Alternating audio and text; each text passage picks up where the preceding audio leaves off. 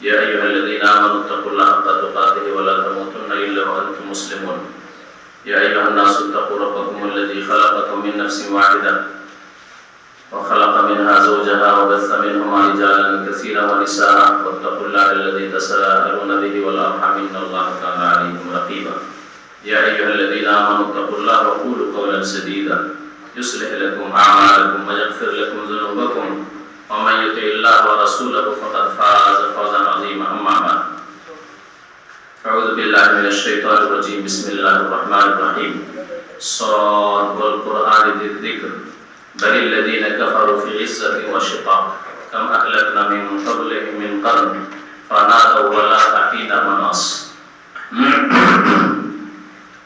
আল্লাহ পাক রব্বুল আলামিনের যাবতীয় প্রশংসা যে আল্লাহ পাক কোরআন কারীম নাযিল করেছেন এবং এই কিতাব দিয়ে বহু মানুষকে বহু জিনকে আল্লাহ পাক হিদায়াত দান করেছেন। আল্লাহ পাক রব্বুল আলামিন যেমন বহু মানুষকে হিদায়াত দান করেছেন, বহু জিনকে হিদায়াত দান করেছেন এই কোরআন কারীম দিয়ে, তেমনি যারা কোরআন কারীম বিশ্বাস করেনি, কোরআন কারীমের প্রতি ঈমান নিয়ে আসেনি, কোরআন কারীমকে শিখেনি, কোরআন কারীমের বাস্তবায়ন করেনি, তাদেরকে আল্লাহ পাক গোমরাহ পথভ্রষ্ট করেছেন। আজকে তাফসীর করব সূরা সাদের। এই সূরার নাম হচ্ছে সূরা সাদ, কারণ এই সূরা শুরু হয়েছে সাদ শব্দ দিয়ে, বিচ্ছিন্ন একটি অক্ষর কোরআন কারীমের এই সূরার শুরুতে যা দিয়ে এই সূরা শুরু হয়েছে, আর এই শব্দকে দিয়ে বা এই অক্ষরকে দিয়ে নামকরণ হয়েছে এই সূরার। এই সূরা মক্কি সূরা। নবী করিম সাল্লাল্লাহু আলাইহি ওয়াসাল্লামের মক্কি জীবনে কাফেরদের যে আচরণ ছিল নবী করিম সাল্লাল্লাহু আলাইহি ওয়াসাল্লামের সাথে, তা দিয়ে এই সূরার আয়াতগুলি শুরু করা হয়েছে। আর তারপরে বেশ কিছু ঘটনাবলীর দিকে সংক্ষেপে ইশারা ইঙ্গিত করা হয়েছে, যেমন দাউদ আলাইহিস সালামের, সুলাইমান আলাইহিস সালামের, আইয়ুব আলাইহিস সালামের, সেগুলি পরে আসছে। এছাড়া বিভিন্ন জাতি, যেসব জাতি পাপিষ্ঠ, কাফের, আল্লাহ পাকের নাফরমান, যারা তাদের পাপের কারণে ধ্বংস হয়েছে, তাদের কথা উল্লেখ করা হয়েছে। আল্লাহ পাক ইরশাদ করেছেন সাদ ওয়াল কুরআনি যিকর।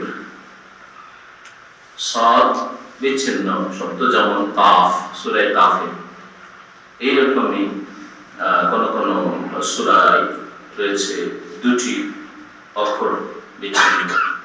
হামিম, যেমন কোন কোন সূরায় তিনটি অক্ষর রয়েছে বিচ্ছিন্ন, আলিফ লাম মিম বা আলিফ লাম রা।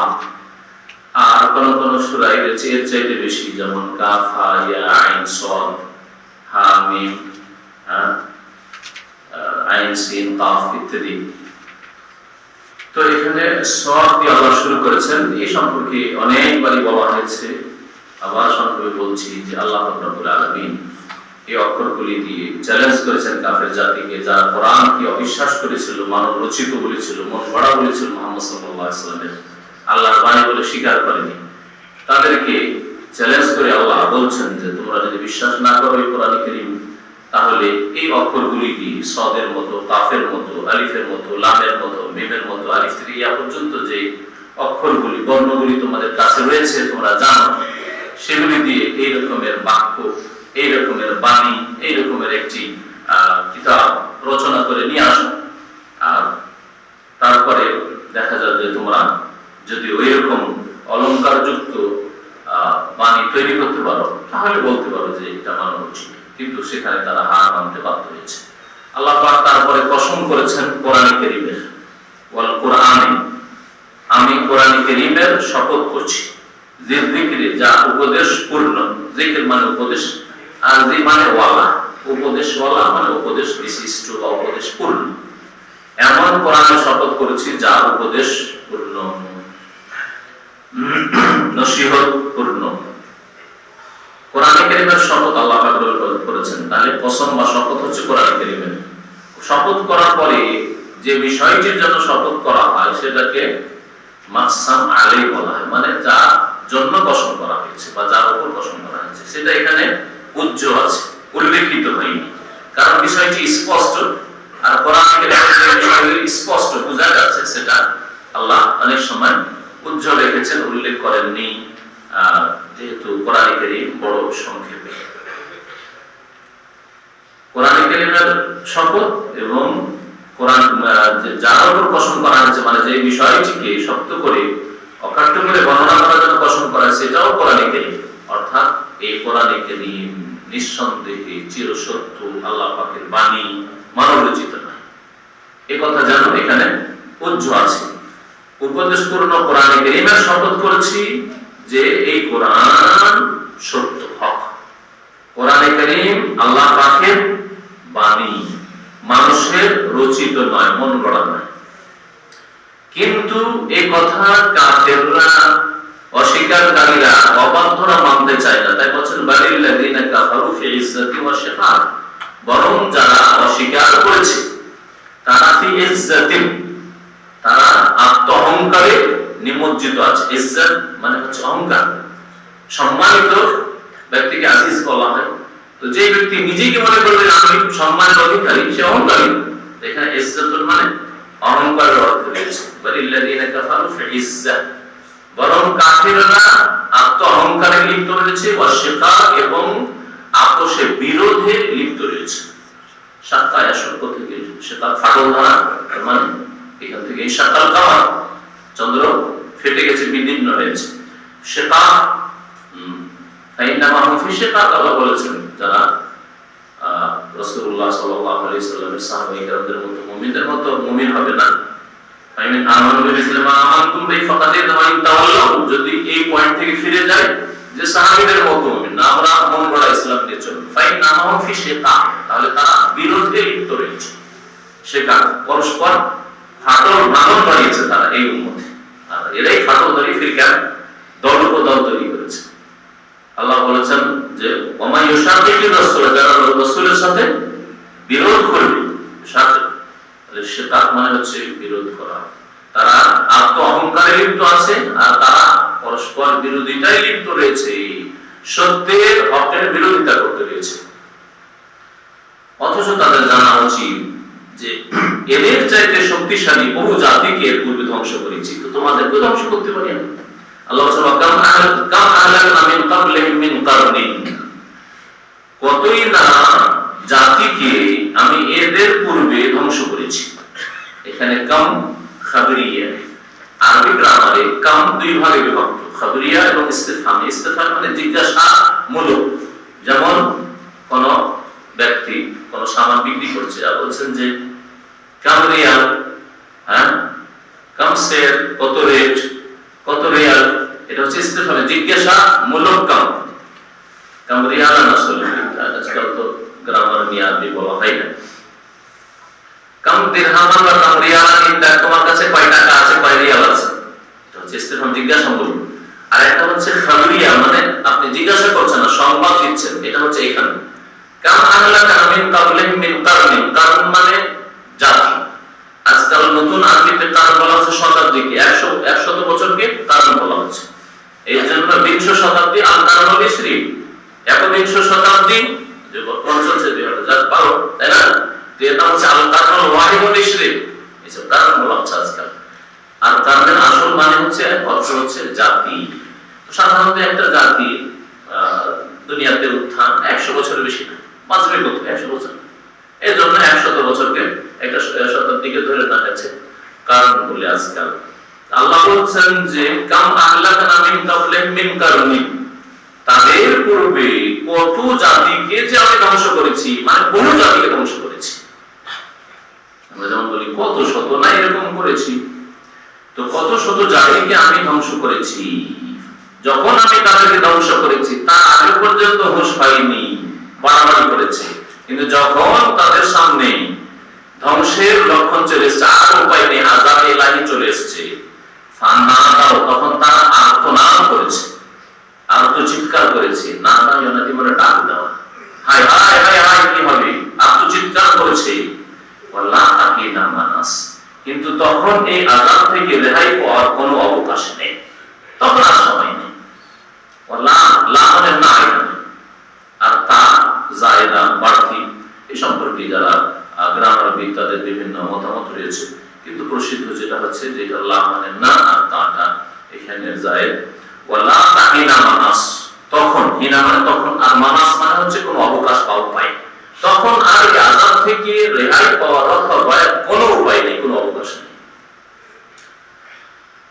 এই মক্কার মুশরিকরা যারা কোরআনকে অস্বীকার করেছে, মুহাম্মদ রাসূলুল্লাহ সাল্লাল্লাহু আলাইহি ওয়াসাল্লামকে অস্বীকার করেছে, ওয়াজিবু আন জাআ মুনযিরুম মিনহুম, তারা বিস্মিত হইল, আশ্চর্য হইল, আন জাআ মুনযিরুম মিনহুম, যে তাদের মধ্য থেকে একজন সতর্ককারী চলে আসলো। নবী হয়ে, আর নবী আসবে আকাশ থেকে, না হয় কোন একবারে তার পরিবার থেকে, কোন বড় ধরনের কোন ব্যক্তিত্ব আসবে আমাদের মধ্য থেকে, আবার আমাদের মধ্যে সবচেয়ে গরীব, অভাবী, আর ইয়েতিম, বাপ নেই, মা নেই, এমন ব্যক্তি। আশ্চর্য হলো, এই কেমন কথা। এজন্য এর আগে একটি আয়াতের তাফসীর সূরা যুখরুফে মওজুদ হয়ে গেছে। তারা বলেছিল যে যদি নবী হইতো তাহলে দুই বড় শহরের মক্কা এবং তার কাছাকাছি তাদের দুই শহর, তখন তার যুগে চিন্তা ছিল না। এখনকার যুগে চিন্তা বড় শহর, কিন্তু তখন চিন্তার অস্তিত্ব ছিল না। তো মক্কা আর তায়েফ দুই বড় শহরে এই দুই শহরে কোন মহান ব্যক্তির উপর কেন কোরআন নাযিল হলো না? যদি কোরআনই আল্লাহ নাযিল করতেন, নবী রাসূলই করতেন, তো হয় তায়েফের কোন নেতা সরদারকে করা হইতো, হ্যাঁ, ধনী ব্যক্তিকে করা হইতো, আর মানে মক্কার কোন ধনী প্রভাবশালী ব্যক্তিকে নবী করা হইতো। মুহাম্মদকে কেন বাছাই? এটা কেমন কথা হয়?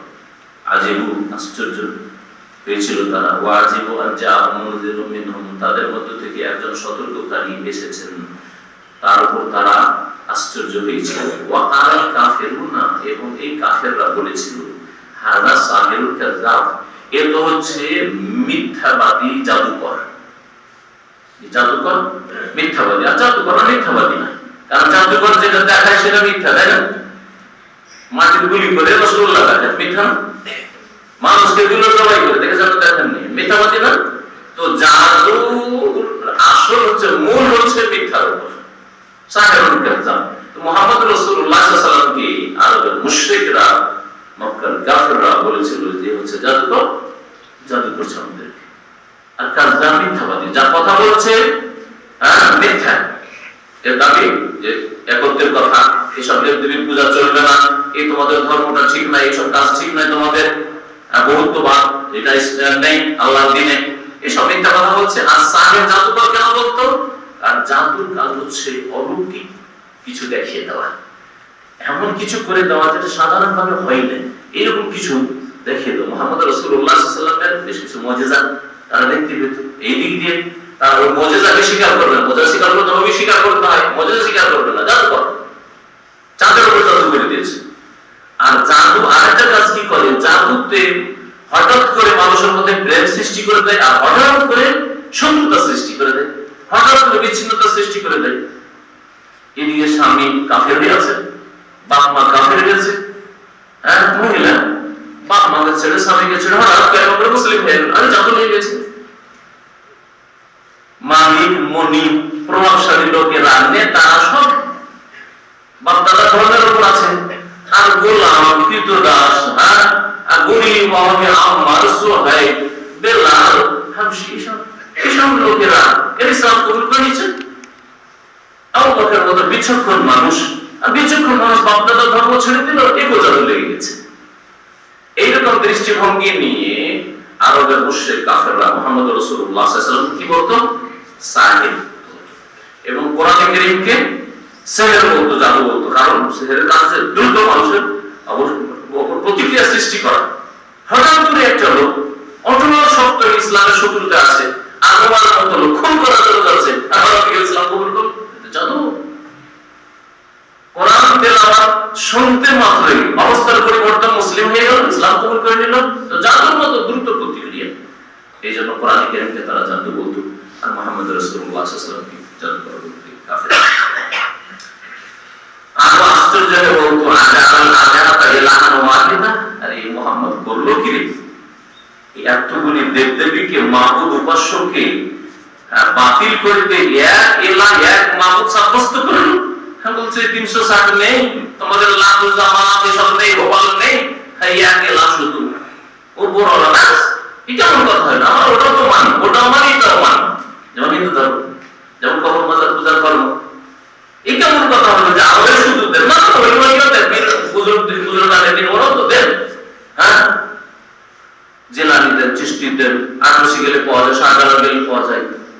অপরটাকে মানে আল্লাহ মানে এগুলো মানে মুশরিকরা এরকম কথা বলেছিল। আর মুশরিকরা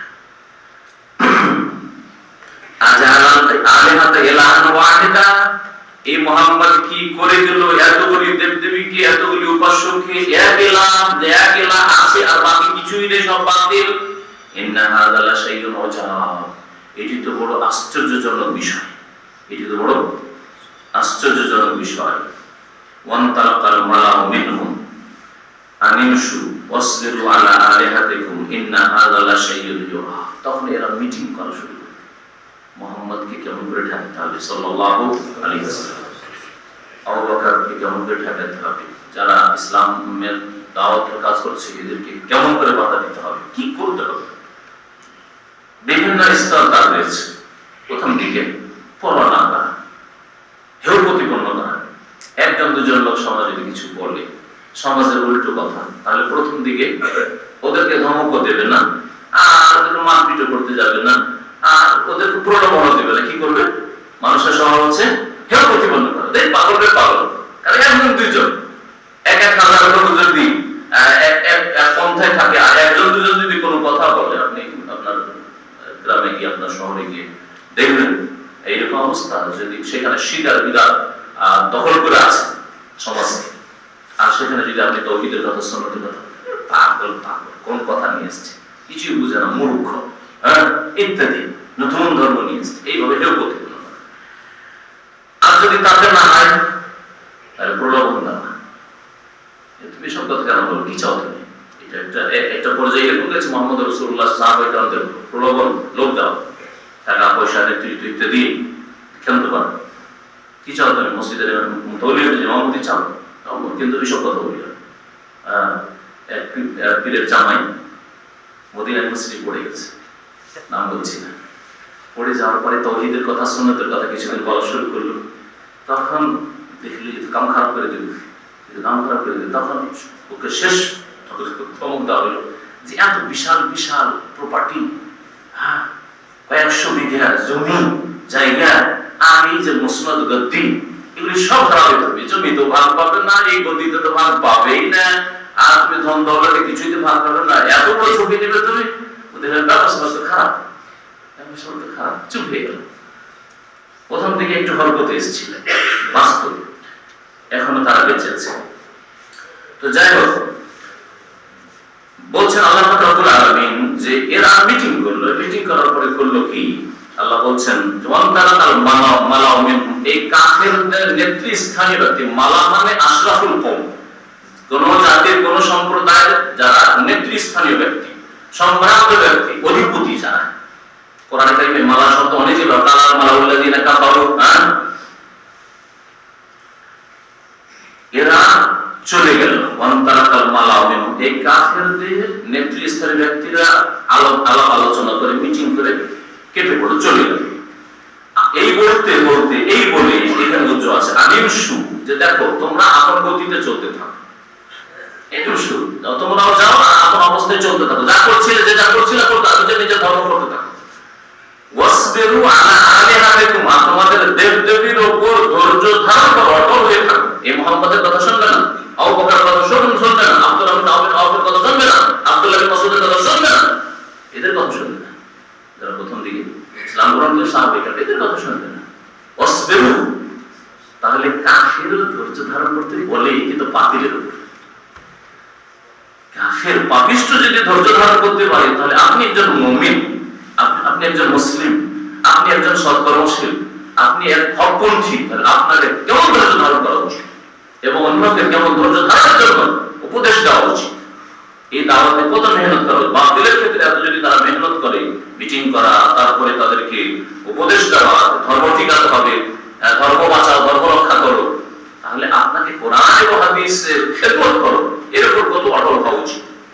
আল্লাহ পাক বলছেন যে কোরআন এই কথা বলল, আর বলার পরে শেষখানে বিভ্রান্ত করার জন্য আরেকটা কথা বলল, ইন্না হাযা লাশাইউন ইউরাদ, ইন্না হাযা, নিশ্চয়ই এই যে ব্যাপারটি, এই যে মুহাম্মদ যে কথাগুলি বলছে, লাশাই এমন একটা বিষয়, ইউরাদ, এর পিছনে একটা চক্রান্ত আছে, এতে অসৎ উদ্দেশ্য রয়েছে। ইউরাদ আরাদা, ইউরিদু থেকে মাজহুলের সিগা মুজারে হচ্ছে ইউরাদ, ইউরিদু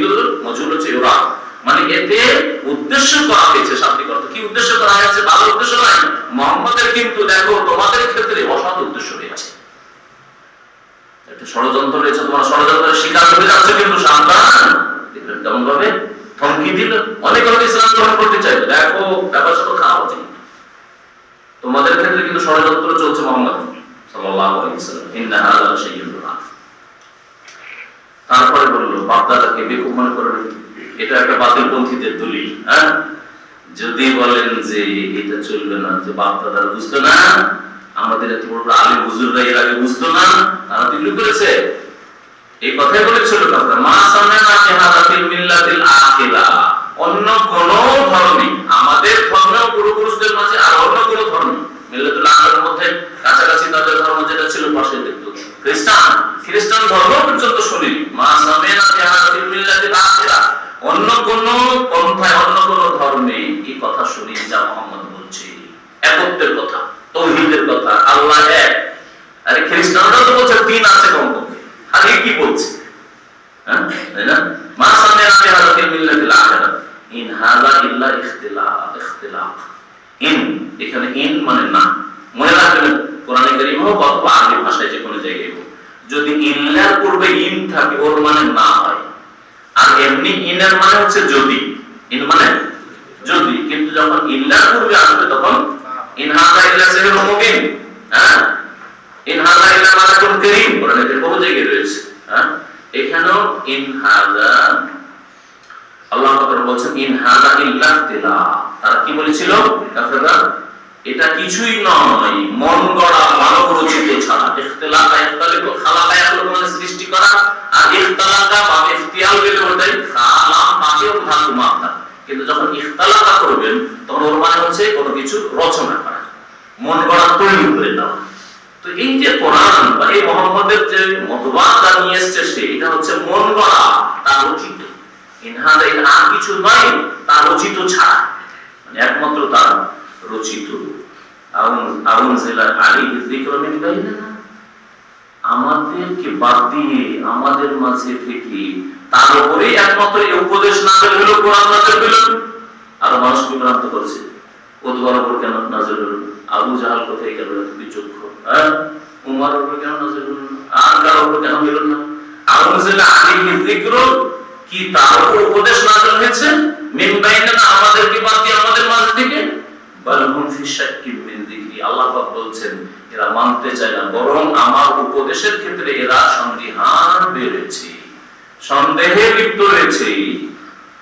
বরং এই সন্দেহ থেকে তাদের কোনো পার নেই, কুল নেই। বাল্লামা ইয়াযুকু আযাব, এখনো আমার আযাবের স্বাদ গ্রহণ করেনি, আযাব আসেনি, তো এই জন্য এরা এইসব কথাবার্তা হচ্ছে। শাস্তি আসবে তখন সব ঠিক হয়ে যাবে। আল্লাহ পাক বলছেন বাল্লামা, লাম্মা মানে এখনো না, লাম্মা আলাইহা হাফিজ, সূরা তারিক রয়েছে লাম্মা, লাম্মা মানে না, আর লাম্মা মানে এখনো না।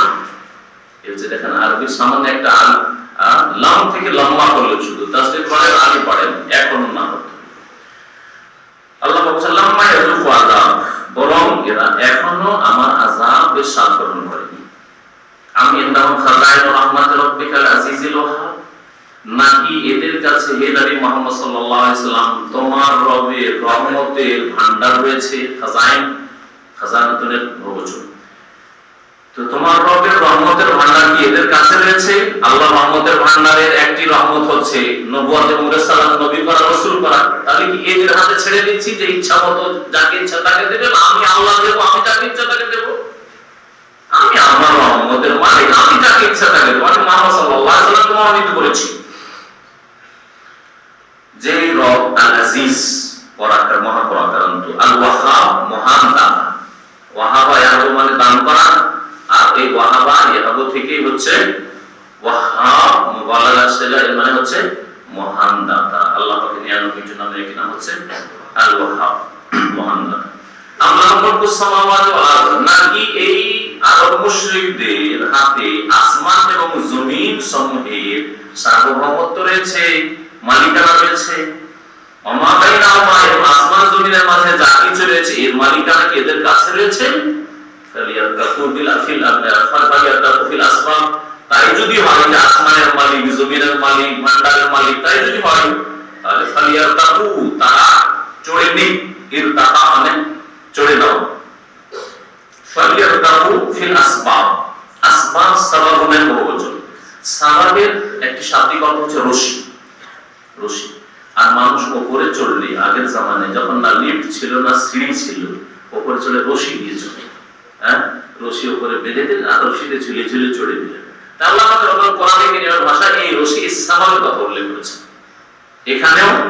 আর কোরআনে কারীমে ফিরআউনের ঘটনায় ফিরআউন কি বলেছিল, হামান ইয়া হামান ইবনে সারহান লাআল্লি আবলুগুল আসবাব, আসবাবাস সামাওয়াত, আসবাব ওখানে আসবাব শব্দটি ব্যবহার করা হয়েছে। এজন্য কেউ কই আসবাবের তরজমা করেছেন ওই রশি দিয়ে, রশি দিয়ে তরজমা কেউ তাফসীর করা যেতে পারে। ফালিয়াতাকু, তাহলে তারা চড়ে নিক ফিল আসবাব, রশির মাধ্যমে, রশি ধরে আকাশে চড়ুক, কারণ উপরে চড়ার উপায় হচ্ছে রশি ধরে চড়া। আর আসবাব সাবাব মানে হচ্ছে একটি উপায়, উপরে চড়ার উপায় বলেও তাফসীর করতে পারেন। যে সুতরাং তারা কোন উপরে চড়ার উপায় গ্রহণ করে সিঁড়ির মাধ্যমে হোক আর যে কোনো ভাবেও তারা আকাশে চড়ুক। আর তাদের যেহেতু আসমানের রাজত্ব রয়েছে আর জমিনের রাজত্ব রয়েছে, এটাই যদি হয় তাহলে চড়ুক, তো দেখি উপরে কতটা ক্ষমতা আছে। যদি না চড়তে পারে তার মানে তাদের আসমানের উপর তাদের রাজত্ব নেই, আর জমিনেও তাদের রাজত্ব নেই। কারণ আসমান জমিনের মালিক একমাত্র রব্বুল আলামিন আল্লাহ পাক। জুনদুম মা হুনালিকা মাহজুমুম মিনাল আহজাব, আয়াতগুলি ছোট ছোট, এইজন্য খুব সংক্ষেপে এর তরজমাও একটু জটিল, এজন্য ভালো করে বুঝতে হবে। যারা ভালো করে বুঝতে, জুনদুন মাহজুমুন, আসলে জুনদুন মওসুফ আর ওর গুণ সিফাত হচ্ছে মাহজুমুন। জুনদুম মা হুনালিকা, ওখানে, হুনালিকা মানে ওখানে। আর মিনাল আহজাব হিজবুনের বহুবচন, হিজবুন মানে হচ্ছে একটি দল আর আহজাব মানে বহু দল। তো জুনদুম মা হুনালিকা মাহজুমুম মিনাল আহজাব এর মানে হচ্ছে যে বহু দলের সমন্বয়ে যে সেনাবাহিনী গঠিত। আরব কাফেরদের বহু দল, বহু গোত্র, বহু বংশ, কুরাইশ বংশ, ওইদিকে আরো বহু বংশ, এছাড়া মক্কা ছাড়া মক্কার আশেপাশে যদি তাইফের প্রভাবশালী বংশ সাকিব গোত্র, যারা হুনাইনের যুদ্ধে বড়ই শক্তিশালী কাফের সেনাবাহিনী ছিল। এইরকমই আহজাবের যুদ্ধ বলা হয় খন্দকের যুদ্ধকে, খন্দকের যুদ্ধকে আহজাবের যুদ্ধ এই জন্য বলা হয়। সূরা আহজাব এই মর্মে এই জন্য নাযিল হয়েছে যে আরবদের বহু দল, বহু গোষ্ঠী, বংশগুলি এসেছিল ইসলাম এবং মুসলিমদেরকে শেষ করে দেওয়ার জন্য মদিনা থেকে। তো আল্লাহ পাক রব্বুল বলছেন যে বহু দল থেকে সংগঠিত এই সেনাবাহিনী যে এখানে রয়েছে, মানে মক্কায় তৈরি হচ্ছে ইসলামের বিরুদ্ধে, নবীর বিরুদ্ধে, মাযুবুন, তা কি হবে, পরাজিত হবে। হাজিমাত মানে হচ্ছে পরাজিত হওয়া, তা পরাজিত হবে। তা আল্লাহ পাক রব্বুল আলামিন নবী করিম সাল্লাল্লাহু আলাইহি ওয়াসাল্লামকে কাফেরদের পরাজিত হওয়ার আগেই কোরআনে সুসংবাদ দিয়েছে। জুনদুন মাযুবুন, এই কাফেরদের সেনাবাহিনী যে বিভিন্ন দল থেকে গঠিত, তা সেখানে পরাজিত হবে। মক্কায় পরাজিত হইল মক্কা বিজয়ের মাধ্যমে। মক্কা থেকে বদরে আসলো, হ্যাঁ, নিজের যে কাফেলা, বাণিজ্যিক কাফেলা আসছে তাদেরকে রক্ষা করার জন্য আসার পরে কাফেলা চলে গেছে, তারপরে তাদের আত্মঅহংকার তাদেরকে উৎসাহিত করলো যে না, মুহাম্মদ এবং মুসলিমদের বিরুদ্ধে লড়াই করতে হবে। বদরে এসে যেমন হাজিরুল্লাহ আল্লাহ পাক রব্বুল বড় বড় বদরে এই কাফেরদের নেতাদেরকে জাহান্নামে বুঝিয়ে দিলেন। আর সবগুলিকে কূপে নিক্ষেপ করে 70 জন তাদের হত্যা হলো এবং কূপে ফেলে দেওয়ার পরে নবী করিম সাল্লাল্লাহু আলাইহি ওয়াসাল্লাম সেই মৃত লাশগুলিকে সম্বোধন করে জিজ্ঞাসা করেছিলেন, ইন্না কাদ ওয়াজাদনা মা ওয়াদানা রাব্বুনা হাক্কান ফাহাল ওয়াজাদতুম মা ওয়াদাকুম রাব্বুকুম হাক্কান। আলহামদুলিল্লাহ, আমাদের সাথে যে আমাদের রব ওয়াদা করেছিলেন যে ইন্না লানানসুরু রাসূলানা, আমার রাসূলকে আমি অবশ্যই সাহায্য করব। হ্যাঁ, ওয়া আনতুমুল আ'লামা ইন কুনতুম, তোমরা কোথায় থাকবে, মুমিন হতে পারলে। আল্লাহ এই বহু ওয়াদা কোরআনে কারীমে রয়েছে। হ্যাঁ, আল্লাহ পাক আমাদের এই ওয়াদাকে সত্য করে দেখিয়েছেন। ইন্না কাদ ওয়াজাদনা, আমরা পেয়ে গেছি, মা ওয়াদানা রাব্বুনা, যে ওয়াদা আমাদের সাথে আমাদের রব করেছিলেন, হাক্কান, সত্য পেয়ে গেছি।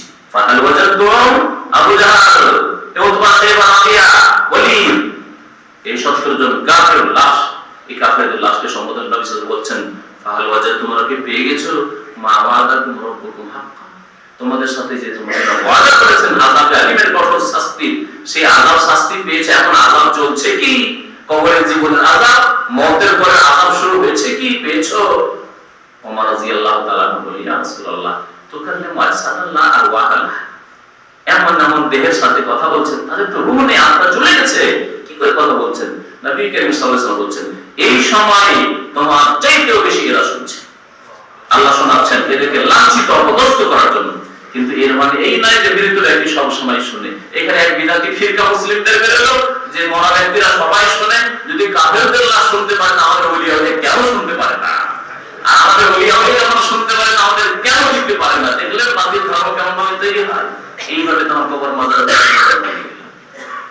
অথচ কোরআনে কারীমে আল্লাহ পাক আরেক আয়াতে স্পষ্ট বলছেন এটা যে ব্যতিক্রম শোনার মৃতদের, যখন আল্লাহ চাইবেন তখন শুনবে তারা। সেজন্য আল্লাহ বলেন ওমান তাবে মুসলিম মান ফিল কুবুর।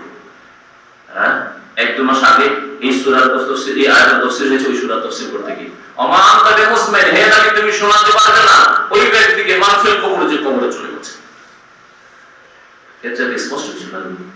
মানুষ মরে গেলে আসল হচ্ছে যে শোনে না, তবে বিশেষ সময় আল্লাহ চাইলে শোনান।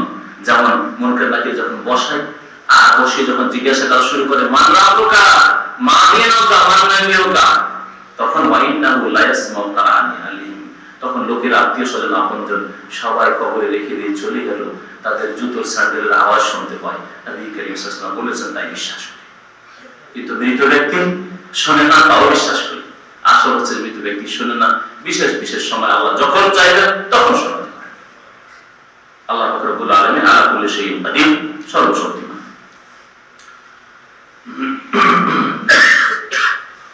আল্লাহ পাক রব্বুল আলামিন তারপর বলেন কাযযাবাত ক্বাবলাহুম কওমু নূহ ওয়া আদ ওয়া ফিরআউন যুল আওতাদ। এই কাফেরদের আচরণ মক্কার, এটা কোনো নতুন আচরণ নয়। কাফেরদের এই মনোভাব এটা কোনো নতুন মনোভাব নয়। এর পূর্বেও এদের মতো অবাধ্য জাতি ছিল এবং তাদেরকে আমি ধ্বংস করেছি। আল্লাহ বলছেন যে এদের পূর্বে নূহ আলাইহিস সালামের জাতি, আদ সম্প্রদায়, ফিরআউন এবং ফিরআউন পেরেকওয়ালা যুল আওতাদ। পেরেকওয়ালা ফিরআউন, বরং ওয়াতাদ মানে একটি পেরেক, আর আওতাদ মানে বহু পেরেকের মালিক। বহু পেরেকের মালিক যে ফিরআউন, এরা কি করেছিল? এই মক্কার মুশরিকদের পূর্বে কাযযাবাত, মিথ্যা প্রতিপন্ন করেছিল, তারা অস্বীকার করেছিল। আর অস্বীকার করেছিল, আল্লাহর দিনকে অস্বীকার করেছিল, আল্লাহর নবীগণকে অস্বীকার করেছিল। তার পরিণতি কি হয়েছিল সেই ইতিহাস আরব মুশরিকদের জানা রয়েছে, তাই না? যুল আওতাদ এই শব্দটি এখানে এসেছে, এটা শাব্দিক অর্থ দিয়ে তাফসীর করলাম। যুল আওতাদ, ফিরআউনকে পেরেকওয়ালা কেন বলা হলো, বা অনেক বহু পেরেকওয়ালা কেন বলা হলো? পেরেক দিয়ে দুটি তাফসীর করা হয়েছে। পেরেক দিয়ে একটা কাজ হয় যে কোন জাতিকে শাস্তি দিলে তাদেরকে ওই দিয়ে আপনার কিলোক দিয়ে বা পেরেক দিয়ে কি করা হয়? শাস্তি দেওয়া হয়। হাতে পায়ে পেরেক দিয়ে তারপরে মারধর জুলম অত্যাচার এটা করা হয়। তো পেরেকওয়ালা ফিরআউনকে এই জন্য বলা হলো যে বনী ইসরাঈলদেরকে জুলম অত্যাচার করত, বনী ইসরাঈলদেরকে শাস্তি দিত ওই ফিরআউন, এই জন্য ফিরআউন বলা হয় যে যুল আওতাদ। একটি তাফসীর যে জালেম ফিরআউন যে বহু লোকের খুন করেছে, বহু লোকের উপর জুলম অত্যাচার এবং নির্যাতন করেছে, যুল আওতাদ। এটা ফিরআউনের খারাপ গুণ। দ্বিতীয় তাফসীর হচ্ছে যুল আওতাদের যে পেরেক দ্বারা খেমা বা তাঁবু স্থাপন করা হয়। তাঁবু স্থাপনের সময় দেখেছেন না? দেখেন বড় বড় লম্বা পেরেক পুঁতে, মাটিতে পুঁতে শক্ত করা হয়। যদি মজবুত না থাকে তাহলে সামান্য বাতাস হলে সেই খেমা তাঁবু উড়িয়ে নিয়ে যাবে। তাহলে তাঁবুগুলি হচ্ছে শিবির, এই তাঁবুগুলি হচ্ছে শিবির। তো ফিরআউন যুল আওতাদ তার বলা ছিল, পেরেক বলা মানে অনেক পেরেক দ্বারা তার তাঁবুগুলি, তার শিবিরগুলিকে স্থাপন করা হতো। আর সেই শিবিরে তার বহু সেনাবাহিনী ছিল। তার মানে ফিরআউন এত বেশি সেনা শিবিরের মালিক হওয়া সত্ত্বেও সে যখন আল্লাহকে অস্বীকার করেছে, আল্লাহ রাসূল মুসা আলাইহিস সালামকে অস্বীকার করেছে, আল্লাহ পাকের দ্বীনকে অস্বীকার করেছে, তখন তাকে আমি ধ্বংস করেছি, এত শক্তিশালী হওয়া সত্ত্বেও। তাহলে যুল আওতাদের তাফসীর অন্যদিকে চলে গেল যে বহু সেনাবাহিনীর মালিক ফিরআউন, এই অর্থে চলে গেল। ওয়া সামুদ, আর সামুদ সম্প্রদায় আল্লাহকে, আল্লাহর দ্বীনকে অস্বীকার করেছে। ওয়াকাউমুল লূত, লূত আলাইহিস সালামের জাতিকে অস্বীকার করেছে, শিরক কুফরিও করেছে। আর সমকামী তার পাপে লিপ্ত হয়েছে, যে তার আগে কোনো জাতিতে ছিল না, প্রথম এই জাতি শুরু হয়। ওয়া আসহাবুল আইকা, আর আইকাবাসী, আইকা এটি এলাকা বা কেউ বলেছে কূপ, সেখানে একটি কূপ ছিল, ওই নানা আইকাবাসী তারাও অস্বীকার। উলাইকা আহজাব, এগুলি সমস্ত হচ্ছে বাতিলপন্থী দল। উলাইকা আহজাব, এগুলি হচ্ছে বিভিন্ন বাতিলপন্থী দল। আল্লাহ বলছেন ইন কুল্লু ইল্লা কাযযাবা রাসূল, এই সমস্ত রাসূলগণকে মিথ্যা মনে করেছিল, অস্বীকার করেছিল। ফাহাক্কা ইকাব, ইকাবের নিচে কাসরা দেওয়া আছে, দেখেন যে দেওয়া আছে না, কেন ফাহাক্কা ইকাব হইতো কি? ইকাবে কেন? আসলে ছিল ইকাবি, ইয়াকে হযফ করে দিয়ে হালকা করা হয়েছে, যার দলিল লক্ষণ হিসাবে বায়ের নিচে কাসরা রেখে দেওয়া হয়েছে। এটা হচ্ছে গ্রামার। যেন ফাহাক্কা ইকাবি, আর ইকাবে কে জের দিল, জের দেওয়ার জন্য ইকাবি ছিল। আমার শাস্তি তখন তাদের জন্য অবধারিত হইল। হাক্কা এহেতু মানে অবধারিত হওয়া, বাস্তবায়িত হওয়া। তখন আমার শাস্তি তাদের জন্য অবধারিত হইল। এই যত জাতিগুলি আল্লাহ উল্লেখ করেন, নূহ আলাইহিস সালামের জাতিকে ধ্বংস করলেন, আদ সম্প্রদায়কে আল্লাহ ধ্বংস করলেন, ফিরআউনের সেনাবাহিনীকে আল্লাহ ধ্বংস করলেন, সামুদ সম্প্রদায়কে ধ্বংস করলেন, লূতের জাতিকে ধ্বংস করলেন, আসহাবুল আইকাকে ধ্বংস করলেন। এর আগে বহু জাতিকে এইরকম তাদের মিথ্যা আচরণের জন্য আর আল্লাহর নবী আল্লাহর দ্বীনকে অস্বীকার করার জন্য ধ্বংস করেছি। ওমায়াদুন হাওলা ইল্লা সাইহাতান ওয়াহিদা, আল্লাহ পাক বলছেন যে এই আরব মুশরিকরাও একটি বিকট শব্দের প্রতীক্ষায় রয়েছে। ইয়ানজুরু না তারা ইয়ানজুরের দুটি অর্থ হয়, একটা হচ্ছে দেখা, চোখ দিয়ে দেখা, অন্তর্দৃষ্টি দিয়ে দেখা, আর একটি অর্থ হচ্ছে ইন্তিজার করা। ইন্তিজার করা মানে অপেক্ষা করা। তো এখানে অপেক্ষা করার অর্থ মায়ানজুরু মা মায়ানজুরু, অমায়ানজুরু হাওলা, এই কাফেররা, মক্কার মুশরিকরা এবং আশেপাশের মুশরিকরা অপেক্ষা করেছে কিসের? অপেক্ষা করে না, মা করে না, একমাত্র কিসের? ইল্লা সাইহাতান ওয়াহিদা, একমাত্র একটি বিকট শব্দে। একটি বিকট শব্দ আল্লাহর পক্ষ থেকে হইলেই শেষ। বেশি আযাব আল্লাহকে দিতে হবে না। আল্লাহ পাকের আযাব ঘন্টা ঘন্টা থাকতে হবে, দিনের পর দিন থাকতে হবে, এরও প্রয়োজন নেই। আল্লাহ পাকের আযাবের জন্য অনেক সেনাবাহিনী পাঠাতে, এরও কোনো প্রয়োজন নেই। আল্লাহ তাইরান আবাবিল, দলে দলে পাখি পাঠালেন, আর একটা পাখি 3 মানুষকে চূর্ণ বিচূর্ণ ভক্ষিত ভূষার মতো করেছে, না করেনি? আমরা সেনাবাহিনীকে একটা পাখিতে 3 মানুষকে ভূষার মতো, শুধু ভূষা না, ভূষা আর গরুতে খেয়ে, মুটে খেয়ে, তারপরে যখন গোবর হয়, গোবরের যে ভূষাগুলির আপনি কণাগুলি পাচ্ছেন, ওই রকম করে দিয়েছিল। আল্লাহ বলছেন কাসফিন মাকুলি, মাকুল না ভক্ষিত, খেয়ে দিয়ে যে ভূষাগুলি বেরোচ্ছে হজম হয়। সুবহানাল্লাহ। ওমায়ালামু জুনুদা রাব্বিকা ইল্লা হু, আল্লাহ পাকের সেনাবাহিনী যে কত মারাত্মক, আল্লাহ ছাড়া কেউ জানে না। একটা মশা আল্লাহ পাকের সেনাবাহিনী, একটা মাছি আল্লাহ পাকের সেনাবাহিনী, হুদহুদ পাখি আল্লাহ পাকের সেনাবাহিনী। দাওয়াতের আল্লাহ দিনের দাওয়াতের খবর দিচ্ছে যে ওখানে এক কাফের রানী আছে যে আল্লাহকে অস্বীকার করে, পরকালকে অস্বীকার করে। এই দাওয়াতের কাজ হুদহুদ পাখি যদি করে আল্লাহ পাকের এই সেনাবাহিনী, তা আপনি আমি কি করে আল্লাহ পাকের সামনে জবাব দেব যদি দিনের দাওয়াতের কাজ, দিনের খেদমত না? আল্লাহ পাক বলছেন যে একমাত্র একটি বিকট শব্দ, সাইহাত মানে বিকট আওয়াজ, বিকট শব্দ, বিকট শব্দের অপেক্ষায় রয়েছে। আল্লাহ পাক বহু জাতিকে এরকম করে ধ্বংস করেছে। একটা এমন বিকট শব্দ হয়েছে, সামুদ সম্প্রদায়কে ধ্বংস করা হয়েছে, যার তার কানের পর্দা ফেটে গেল, আর সাথে সাথে সব পড়ে শেষ, একটা কেউ নেই। বিদ্যুৎ চমকাতে আজকাল মরছে আমাদের এলাকায়, এই বছরের মৌসুম, এই বছরের মৌসুম খবর শুনলাম যে একদিনের মেঘ এবং গর্জন আর বিদ্যুৎ একসাথে 50 জন হচ্ছে একদিন, 50 জন। এর সামান্য আল্লাহ পাকের আযাব। আল্লাহ শুধু সতর্ক করছেন, সাবধান করছেন। এই বিকট শব্দ যখন হবে মানহামিন ফাওয়াক, তখন তার কোনো অবসর নেই। মানহামিন ফাওয়াক, মুহূর্ত অবসর দেওয়া হবে না। ফাওয়াক মানে কি? ফাওয়াকের শাব্দিক অর্থ জেনে না বলবে, এই শব্দগুলি খুব জটিল শব্দ। নবী করিম সাল্লাল্লাহু আলাইহি ওয়াসাল্লামের হাদিসে রয়েছে ফাওয়াক ও নাকা, উষ্ট্রির ফাওয়াক। উষ্ট্রির ফাওয়াক কাকে বলে? হাদিস আছে, কেউ যদি আল্লাহ পাকের রাস্তায় জিহাদ করে, আল্লাহ পাকের রাস্তায় যদি মেহনত পরিশ্রম করে, ফাওয়াক ও নাকা পর্যন্ত, একটা উষ্ট্রির ফাওয়াক পর্যন্ত। ফাওয়াক বলা হয় দুধ দহন করে, দুধ দহন করলেন আর দহন করার পরে ছেড়ে দেন, দুধটা পড়লো না, ছেড়ে দেওয়ার পরে আবার যে ধরবেন, এই 2 বার দহন করার মাঝখানে যে মুহূর্তটা থাকে একে ফাওয়াক বলা হয়। একে ফাওয়াক বলা হয়।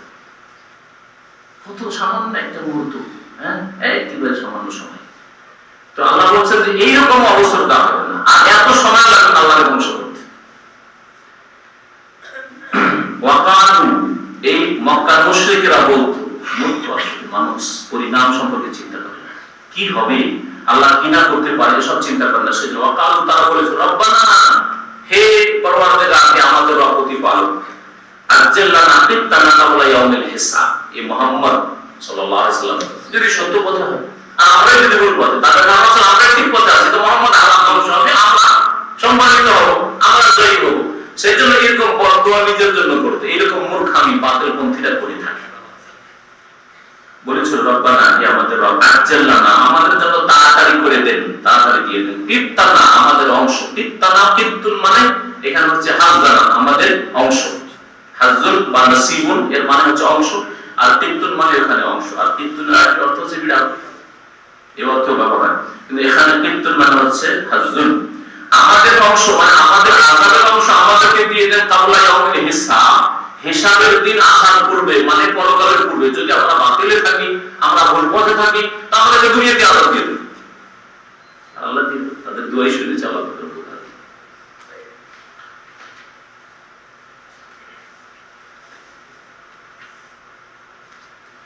আল্লাহ পাক রব্বুল আলামিন এই কাফেরদের আচরণের উপর মুহাম্মদ রাসূলুল্লাহ সাল্লাল্লাহু আলাইহি ওয়াসাল্লামকে ধৈর্য ধারণ করতে বলছেন। ইসবির আলা মা ইয়াকুলুন, তারা যা বলছে তার উপর হে মুহাম্মদ সাল্লাল্লাহু আলাইহি ওয়াসাল্লাম তুমি ধৈর্য ধারণ করো। নবীকে ধৈর্য ধারণ করতে একবার নয় বহু আয়াত আল্লাহ বলেছেন। এখানে ইসবির আলা বলছেন, অন্য জায়গায় রয়েছে ফাসবির বলে রয়েছে, ফাসবির কামা সাবারা আল্লাহুল রাসূল, ফাসবির আলা মা ইয়াকুলুন, ফাসবির সাবরান জামিলা ইন্নাহুম ইয়ারানাহু বাঈদা ওয়া নারাহু কারীবা। মানে বলছে অনেক দূরের কথা, আমি তাদের আযাব অনেক কাছে দেখছি, ওনারাও কারীবা। সুবহানাল্লাহ, আল্লাহ পাক নবীকে কতবার ধৈর্য ধরতে বলেছেন। নবী মুহাম্মদ রাসূলুল্লাহ সাল্লাল্লাহু আলাইহি ওয়াসাল্লাম আল্লাহ যদি ধৈর্য ধরতে বলে, অটল থাকতে বলেন, তাহলে আমাকে আপনাকে কত বেশি ধৈর্য ধরার প্রয়োজন রয়েছে। সুতরাং আপনি যখন দিনের দাওয়াতের কাজ করবেন, হক কথা বলবেন, তখন অনেক কষ্টদায়ক কথাও শুনতে হবে, বরং অনেক আরো এর বেশি কষ্ট পেতে হইতে পারে, কিন্তু ধৈর্য ধরতে হবে, ধৈর্য ধারণ করতে হবে। এবং স্মরণ করো আমার বান্দা দাউদ আলাইহিস সালামকে, যাল আইদি যিনি বড় শক্তিশালী ছিলেন, আওয়াব এবং আল্লাহ অভিমুখী ছিলেন। আওয়াব আবায়াহু মানে ফিরে আসা, অভিমুখী হওয়া, আল্লাহ অভিমুখী অধিক অভিমুখী ছিলেন, আল্লাহর দিকে খুব বেশি ভাবিত ছিলেন। আল্লাহ রাব্বুল আলামিন দাউদ আলাইহিস সালামের প্রশংসা করলেন দুটি শব্দ দিয়ে, যাল আইদি বড়ই শক্তিশালী তিনি ছিলেন, তার হাতের লোহাগুলি যখন আসতো তখন মোমের মতো হয়ে যেত। মোম দিয়ে দেখেছেন, হ্যাঁ, যা ইচ্ছা তাই তৈরি করেন, যেভাবে ইচ্ছা তৈরি করেন, লোহা দিয়ে হাতে তৈরি করতে, কোন মেশিন যন্ত্র লাগতো না লোহা দিয়ে কোন যন্ত্রপাতি তৈরি করার জন্য। আমি তার জন্য হাদিদের লোহাকে কি করে দিয়েছিলাম, আলান্না মানে লিন, নরম করে দিয়েছিলাম। কত শক্তিশালী ছিলেন দাউদ আলাইহিস সালাম, চিন্তা করুন। তারপরে তো ইয়া দাউদ মদদ করেন নাকি, বুঝলেন? তাহলে আমি ইয়ারই মদদ করতে আসলে বলবো, হ্যাঁ, ইয়ার জিরানি মদদ করতে আসলে আল্লাহ তো বলেননি যে আমি এইরকম শক্তিশালী ছিলেন, শক্তিশালী ছিলেন। আর আল্লাহ এই কথা বলেননি যে তার কাছে চাইতে হবে, তাও তো বলেননি। আল্লাহ তো দাউদ আলাইহিস সালামের কাছে চাওয়া জায়েজ করেননি।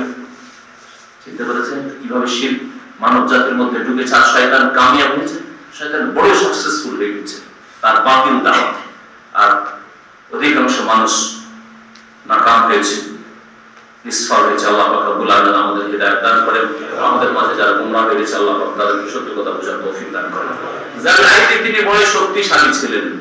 আর আরেকটা কথা, শক্তিশালী মানুষ হইলে আবার আল্লাহকে ভুলে যায়, এটা মানুষের স্বভাব আছে না নেই? গরিব অবস্থায় খুব আল্লাহকে ডাকছিলেন, যখন এখানে আসার পরে ঠিকভাবে বেতন পাচ্ছিলেন না, অল্প বেতন ছিল, তখন খুব ভালো ছিলেন আপনি। যখন বিভিন্ন পেরেশানি ছিল, বাবা বসে ছিল, খুব ভালো মানুষ, নামাজ, ইসলাম সেন্টারে আসা, দিন শিক্ষা, কিন্তু আল্লাহ দিল আপনাকে বড় ব্যবসায়ী করে অনেক টাকার মালিক, ফ্যামিলির টেনশন ছিল, চিন্তা ছিল, ফ্যামিলি ভিসাও পেয়ে গেলেন, তখন আর ইসলামিক সেন্টারে আসা বসে আসায় কি, আর মসজিদে আসায় কি, পাঁচ ওয়াক্ত নামাজে কি, আর তখন আর সময় পেলেন, সে খুব বিজি, তখন বিজি জানোয়ার হয়ে গেল। আলহামদুলিল্লাহ, বড় লোকের আছে, সুবহানাল্লাহ, এগুলি মানে তিক্ত অভিজ্ঞতা করে বলছে। অনেক লোক অভাব ছিল, পয়সা হয়েছে, আল্লাহ সুখ দিয়েছেন, মানসিক শান্তি একটু দুনিয়া পেয়ে গেছে, যে ফ্যামিলিটা এখানে পেয়ে গেছে, গলে গেছে। এইরকমই যারা দেশে আছেন তাদের ক্ষেত্রে এই বিষয়গুলো উল্লেখ করতে পারেন। অভাবের যুগে খুব ভালো ছিল, কিন্তু যখনই সচ্ছল হয়েছে, অভাবের যুগে ছেলেকে মাদ্রাসায় পাঠিয়েছে, অভাবের যুগে আলেম করেছে এমন মানসিকতা ছিল, কিন্তু বহু আলেম সমাজ রয়েছে আমাদের সমাজে, যখন পয়সা বেশি হয়েছে তখন স্বপ্ন দেখা শুরু করেছে যে আলেম কেন করবো, অন্যরা আলেম করবো, আমি এখন ডাক্তার করবো, আমি এখন ইঞ্জিনিয়ার করবো, আমি তো এখন 50 লাখ টাকা রয়েছে দিতে পারবো, তাহলে তো ডাক্তার করার কোনো ব্যাপার না, মেডিকেলে পড়াবো। বুঝতে পেরেছেন? সুবহানাল্লাহ। ওয়ালা বাসাতাল্লাহু রিজকাল ইবাদিহি লা বাগাউ ফিল আরদ। কোরআনে আল্লাহ ইরশাদ করেছেন যে মানুষের স্বভাব হচ্ছে ওয়ালা বাসাতাল্লাহু রিজকাল ইবাদিহি, বান্দার রিজিককে আল্লাহ যদি প্রশস্ত করে দেন তখন কি মানুষ কি করে? লা বাগাউ ফিল আরদ, পৃথিবীতে তারা তখন বিপর্যয় সৃষ্টি করে, তখন বাড়াবাড়ি করে, তখন অন্যায় কাজে লিপ্ত হয়ে যায়, তখন পাপ করা শুরু করে, তখন ফরজ ছেড়ে দেয়, তখন আল্লাহ বিমুখী উল্টো দিকে চলে যায়। কিন্তু দাউদ আলাইহিস সালাম যার আইডি এত শক্তিশালী হওয়া সত্ত্বেও কি ছিলেন? আল্লাহ আপনার মত আমার মত নয় যে একটু সুখ পেলে উল্টো দিকে চলে যায়। সুবহানাল্লাহ। এত শক্তিশালী, এত আল্লাহ পাকের নিয়ামত, বাদশা, এবং শুধু লোহা নরম নয়, তার সাথে পাহাড়কে যা ইচ্ছা হুকুম করতে, পাহাড় শুনছে, পাহাড় তার সাথে তসবিহ করছে, আচ্ছা পাখিরা পশু পাখি তসবিহ করছে তার সাথে। এতগুলি নিয়ামত পাওয়ার পরে সামান্য অহংকার হচ্ছে না, আরো আল্লাহর দিকে ঝাঁপিয়ে পড়ছেন। আল্লাহ, এটা হইতে হবে আমাকে আপনাকে, এইরকম মুমিন হইতে হবে। উলাইকাল্লাযিনা হাদাল্লাহু, আল্লাহ পাক সূরা আন বলেছেন, এদেরকে তো সত্যিকার অর্থে আল্লাহ হিদায়াত করেছেন। ফাবিহুদাহু মুক্তাদি, তাদেরকে ফলো করুন, তাদের ইক্তেদা করুন, দাউদ আলাইহিস সালামের ইক্তেদা করুন, সুলাইমান আলাইহিস সালামের ইক্তেদা করুন। ওইরকম সৎ নেতা হন, ওইরকম সৎ প্রশাসক হন, সৎ হাকিম হন, সৎ রাষ্ট্রপতি হন। আল্লাহ পাক রব্বুল আলামিন দুনিয়াতেও বরকত দেবেন আর আখিরাতেও বরকত দেবেন। সমাজের মালিক হয়েছেন, বাড়ির মালিক হয়েছেন, ওইরকম নেক আর সৎ হন, তখন আল্লাহ পাক রব্বুল আলামিন বরকত দেবেন। আল্লাহ পাক বলছেন, ইন্না সাখখারনাল জিবালা মা'হু, নিশ্চয় আমি তার সাথে পাহাড় পর্বতগুলিকে তার অনুগত করে দিয়েছিলাম, তার আয়ত্তে করে দিয়েছিলাম। সাখখারনা বা তার সাথে নিয়োজিত করে দিয়েছিলাম। তাসখীরের এই বিভিন্ন অর্থগুলি হয়ে থাকে। তাসখীর মানে তাবে, তার আন্ডারে করে দেওয়া, তাসখীর মানে তার অনুগত করে দেওয়া, তাসখীর মানে তার জন্য নিয়োজিত করে দেওয়া। ইউসাব্বিহুনা বিল আশি ওয়াল ইশরাক, এই পাহাড়গুলি তাসবিহ করত, সুবহানাল্লাহ করত, আলহামদুলিল্লাহ করত, আল্লাহু আকবার করত, লা ইলাহা ইল্লাল্লাহ করত, লা হাওলা ওয়ালা কুওয়াতা ইল্লা বিল্লাহ করত, ইউসাব্বিহুনা তাসবিহ করত বিল আশি ওয়াল ইশরাক, বিকেলে এবং সকালে। বিল আশি, সূর্য মাথার উপর থেকে গড়ে গেলে বৈকাল শুরু হয়, এটাকে আশি বলে। এখান থেকে শুরু করে সূর্য অস্তমিত হওয়া পর্যন্ত বা মাগরিব পর্যন্ত। ওয়াল ইশরাক, সকাল বেলাকে বলা হয়। আশরাক আর ইশরাক মানে সূর্য উদিত হওয়া, সূর্য ওঠা। এজন্য ইশরাকের টাইম আজকাল বুঝতে লিখছে না, এই ইশরাক এখান থেকে। ওয়াল ইশরাক, সকাল বিকাল। দাউদ আলাইহিস সালাম তাসবিহ করেছেন, ইবাদত বন্দী করছে আল্লাহ পাক রব্বুল আলামিন। পাহাড়গুলিও দাউদ আলাইহিস সালাম তাসবিহের সাথে তারাও তাসবিহ করছে। ওয়াত্তাইরা, শুধু তাই নয়, ওয়াত্তাইরা পাখিগুলিকে আল্লাহ তাআলা অনুগত করে দিয়েছিলেন। ওয়াত্তাইরা পাখি কুলকেও আল্লাহ পাক তার সাথে নিয়োজিত করে দিয়েছিলেন। মাশুরাতান, যেগুলি সমবেত হয়ে যেত। দাউদ আলাইহিস সালামের জাবুরের তেলাওয়াত শুনলে, দাউদ আলাইহিস সালামের জিকির আজকার তাসবিহ শুনলে তার সাথে পাখি দলে দলে ঝাঁপিয়ে পড়তো। মাশুরাতান, সবগুলি সমবেত। হাসানা হাসুর মানে একত্রিত করা, জমা করা। মাশুরাতান, সেগুলি সমবেত হয়ে যেত। কুল্লুল লাহু আওয়াব, আর প্রত্যেকটি পাখি তার জন্য আল্লাহর দিকে ধাবিত হয়ে যেত। কুল্লুল লাহু আওয়াব, সুবহানাল্লাহ। এইভাবে আল্লাহ পাক রব্বুল আলামিন ইবাদত দাউদ আলাইহিস সালাম করতেন। তার সাথে পাহাড় পর্বত করত, আর তার সাথে পশু পাখি করত। ওয়াশাদাদনা মুলকাহু, তিনি কি গরীব ছিলেন? পেটের দায়ে নামাজ রোজা অভাবী, সেই জন্য ওয়াশাদাদনা মুলকাহু, তার রাজত্বকে অত্যন্ত শক্তিশালী করেছিলেন আল্লাহ। সাদাদনা মুলকা, এমন কোন রাজত্ব দুনিয়ায় আছে যার রাজত্বকে আল্লাহ শক্তিশালী করেছেন? কয়েকদিনের মধ্যে হয়তো এই রাজত্ব চলে যাবে, এই মানচিত্র পাল্টিয়ে যাবে। পাল্টিবে না? পাল্টিবে না? হ্যাঁ, সোভিয়েত ইউনিয়নের মানচিত্র পাল্টিয়ে যায়নি, কত দেশে পরিণত হয়েছে সেই সোভিয়েত ইউনিয়ন। আছে সোভিয়েত ইউনিয়নের নাম নাই, 70 বছর মাত্র ছিল, মাত্র 70 বছর জুলুম অত্যাচার করে। অসাধারণ মুলকাহু, দাউদ আলাইহিস সালাম রাজত্বকে অত্যন্ত শক্তিশালী করেছিলেন। ওয়া আতাইনাহুল হিকমাতাই, এবং তাকে কৌশল দিয়েছিলেন। হিকমত, হিকমত মানে প্রজ্ঞা, জ্ঞান, বিচক্ষণতা, সবগুলি অর্থ করা যেত। আল্লাহ পাক রব্বুল তাকে বিচক্ষণতা দিয়েছিলেন। অত্যন্ত বুদ্ধি দিয়েছিলেন, তাকে কৌশল দিয়েছিলেন কেমন করে কথা বলতে হবে, কেমন করে বিচার করতে হবে, কেমন করে দেশ পরিচালিত করতে হবে, কেমন করে বিবাদ মেটাতে হবে। ফাসলাল খেতাব, ফাসলাল খেতাবে দুটি শব্দ রয়েছে, ফাসল মানে ফয়সালা করা, আর খেতাব মানে ভাষণ দেওয়া। খেতাব মানে ভাষণ দেওয়া, এই জন্য খুতবা মানে ভাষণ দেওয়া, খুতবা মানে ভাষণ দেওয়া। তাহলে আমাদের দেশের জুমার নামাজে এই যে খুতবা আর ঈদের যে খুতবা, এই গরবানা আরবি ভাষায় খুতবা, এ থেকে ভাষণ দেওয়া হচ্ছে, মন্ত্র করা হচ্ছে। অমুসলিমরা শুনলে বা অশিক্ষিত যারা আরবি বুঝে না তারা শুনলে এটা একটা মন্ত্র। আমাদের হিন্দুরা বলবে যে এগুলো মুসলমানদের মন্ত্র, পড়লো কিছুক্ষণ যদি হিন্দু কোন জুমাতে হাজির থাকে বা ঈদের ময়দানে হাজির থাকে, এর মন্ত্র পাঠ করছে বলবে না। হ্যাঁ, আর খ্রিস্টানরা থাকলেও বলবে যে ওদের ধর্মীয় কিছু মন্ত্র তন্ত্র পাঠ করছে। আর মুসলমান যারা বুঝে না তারা বলবে যে কিছু আমাদের খুতবা পাঠ করছে না, খুতবা হিন্দুরা বলবে মন্ত্র, অমুসলিমরা, আর মুসলমান বলে ওদের খুতবা পাঠ হচ্ছে। কিন্তু খুতবা মানে হচ্ছে ভাষণ দেওয়া। হ্যাঁ, খুতবা মানে হচ্ছে মানুষকে খেতাব করা, সম্বোধন করা, অ্যাড্রেস করা, ইংরেজিতে বলা হয়। যেটা আরবিতে খেতাব, ওটা ইংরেজিতে অ্যাড্রেস, ওটা বাংলাতে সম্বোধন করা। আরবি ভাষা বলছেন বাঙালি সমাজকে, যাদের 99% বেশি বলা 99% আরবি বুঝে না, তাহলে তাদের এই খুতবা কি করে দিচ্ছেন, আর তাতে আরব সমাজের মনের কি করে শান্তি হচ্ছে। আল্লাহ পাক রব্বুল আলামিন এই আরব সমাজকে বোঝার এবং সংশোধন করার জন্য তৌফিক দান করেন। তো বলছিলাম ফাসল মানে ফয়সালা করা। এই জন্য আল্লাহ ইয়াসিলু বাইনাহুম ইয়াওমাল কিয়ামাত, আল্লাহ পাক তাদের মাঝে কিয়ামতের দিনে বিচার ফয়সালা করবেন, ফাসল ইয়াসিল।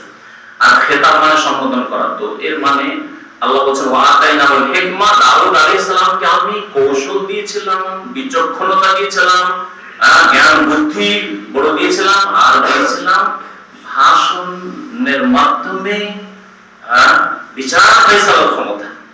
বিচার ফয়সালার ক্ষেত্রে বাক্যটু হইতে হয়। বিচার ফয়সালা করতে গিয়ে আপনার কথাই বের হই না, তাহলে কি বিচার করতে হবে? বিচার ফয়সালা করতে গিয়ে ওইদিকে জেরা করে বুঝে না আপনারা, আজকাল কারো দিতে তো জেরা, ওইদিকে জেরা করছে বাদীর পক্ষ থেকে, ওইদিকে আসামির পক্ষ থেকে জেরা করছে। যদি হাকিম যদি ভাষণে নিজের বাক্যটু হওয়ায় যদি পণ্ডিত না হয়, পারদর্শী না হয়, তাহলে তাকে হারিয়ে দেবে। হাকিমকে হারিয়ে দিয়ে, জজকে হারিয়ে দিয়ে, উকিল যা বলবে তা দিয়ে কেসের ফয়সালা করতে হবে না। তো আল্লাহ রাব্বুল আলামিন দাউদ আলাইহিস সালামকে ফাসলুল খিতাব দিয়েছিলেন, হচ্ছে অর্থাৎ বিচার করার মতো বড় যোগ্যতা দান করেছিলেন। তারপরে আল্লাহ রাব্বুল আলামিন এই আয়াতগুলোতে দাউদ আলাইহিস সালামের প্রশংসা করলেন না করলেন না? প্রশংসা করলেন। তারপরে দাউদ আলাইহিস সালামের সাথে কোন একটি ঘটনা ঘটে, যে ঘটনা হোক না কেন, সেটাতে দাউদ আলাইহিস সালামের সম্পর্কে মানুষের একটু ধারণা এরকম হতে পারে, দাউদ আলাইহিস সালাম তারা এরকম একটু ভুল হয়ে গেছে, তাতে মানুষ ছোট মনে করতে পারে, যার ফলে আগে প্রশংসা করে দেওয়া হয়েছে। আগে কি করা হয়েছে? প্রশংসা করে দেওয়া হয়েছে। এখানে আমার এই ঘটনা তাফসীর শুরু করার আগে, কারণ এতে বেশ কিছু কথা রয়েছে, তাফসীর শুরু করার আগে দাওয়াতের ময়দানে আপনাদেরকে একটি কথা বলছি, কারণ সংশোধন করতে হয়। আগে নেগেটিভটা না বলে, আগে তার ভুলগুলি না বলে, তার প্রশংসার ভালো দিকগুলি তুলে ধরে। ধরেন একটা লোক নামাজ পড়ছে, ঠিক না, কিন্তু ভুল নামাজ পড়ছে, সে বেনামাজের চাইতে ভালো না? ভালো না? ভালো না? 5 ওয়াক্ত নামাজ পড়তে আসছে, কিন্তু ভুল নামাজ, বিদআতি তরিকে নামাজ পড়ছে। বেনামাজি যে নামাজ পড়ে না, বা 3 ওয়াক্ত 2 ওয়াক্ত পড়ে তার চাইতে ভালো, কিন্তু এই লোকটি নামাজ পড়ছে, নামাইতো পড়ছে, বিদআত করছে, জানে না। যদি জানতো কখনো করতো না, কারণ সে আমল কবুল করাতে চায়। যদি জানতো যে আমার এবার আমল কবুল হবে না, কখনই বিদআত করতো।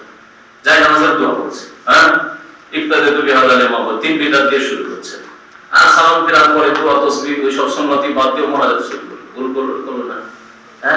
আর এছাড়াও দেখলেন যে বেশ কিছু সুন্নাত করলো না, আমিন জোরে সুন্নাত করলো না, হাতটা বেঁধেছে, জয়ীফ হাদিসে এই একবার নিচে মানে তো এরপরে বেঁধেছে, কিন্তু বেনামাজের চাইতে ভালো, ঠিক না? এটা দাওয়াত দিতে হবে না? দিতে হবে না?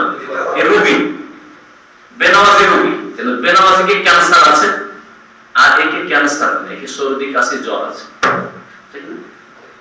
সর্দি কাশি জ্বর আছে। আপনি ক্যান্সারের ওষুধ যদি এই সর্দি কাশির রোগীকে দিয়ে দেন, তাহলে কি আর ভালো হবে?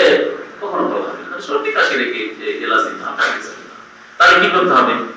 মসজিদে পেয়ে গেছেন, আর তারপরে সাত সাত আগে বলা শুরু করবেন, ভাই নামাজ তো পড়ছেন, কিন্তু কি নামাজ পড়ছেন? এই নামাজ কবুল হবে? এই নামাই তো সুন্নাত পালন করলেন না আপনি, আবার সালাম দেওয়ার পরে বিদাত শুরু করে দিলেন, এবার আপনার হাত দেখেন, এভাবে নামাজ পড়েন দেখি, এটা তরিকা নয়, এটা তরিকা নয়। হিকমত, উদু ইলা সাবিল রাব্বিকা বিল হিকমাতে, আল্লাহ হিকমত শিখিয়েছেন। দাউদ আলাইহিস সালাম ভালো দিকগুলি জালাইনি আল্লাহ, এত শক্তিশালী হওয়া সত্ত্বেও, এত বড় রাজা বাদশাহ হওয়া সত্ত্বেও আল্লাহর দিকে কত ধাবিত তিনি, ইত্যাদি। তাসবিহ তাহলিল করছেন, ফরজ তো আগে করছেন, তার নফল তাসবিহ তাহলিল করছেন, তার সাথে সারা দুনিয়া তাসবিহ হচ্ছে, পাঁচ তাসবিহ করছে, বাকি তাসবিহ করছে। সুবহানাল্লাহ।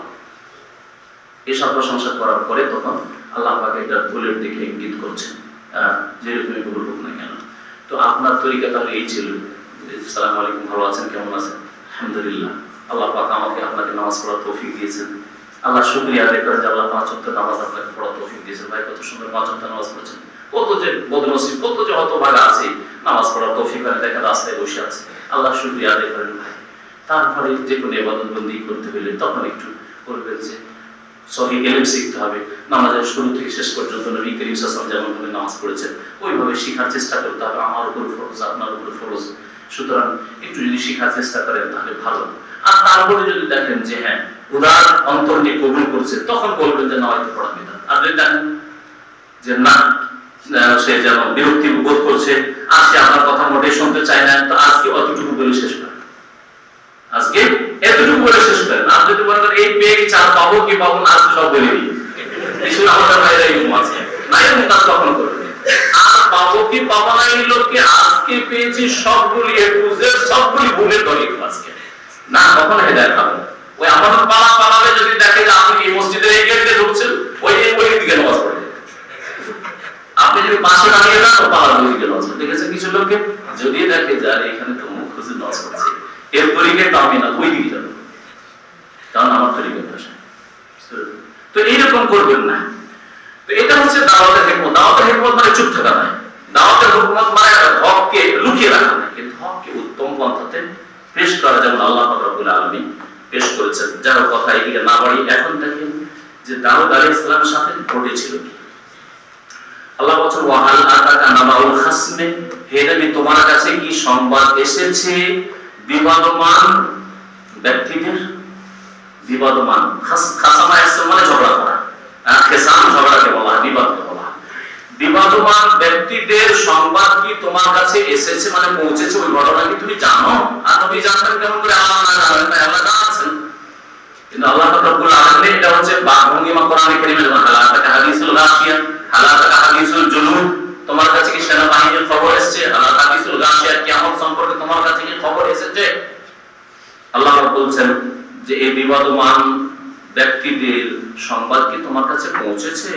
ইন তাসাওয়ারুল মিহরাব, যখন মেহরাবের প্রাচীর ডিঙিয়ে তারা পৌঁছে গিয়েছিল।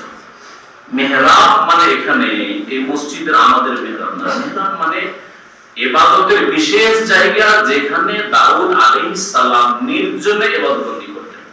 বিচার ফয়সালা হয়ে গেল, কাজকর্ম হয়ে গেল, দেশ শাসনের কাজকর্ম হয়ে গেল, বিশেষ একদিন কোন তাফসীরকার বলেছেন বিশেষ একদিনে তিনি সেই দিন সারা দিন নির্জনতা অবলম্বন করে ইবাদতবন্দি করতেন।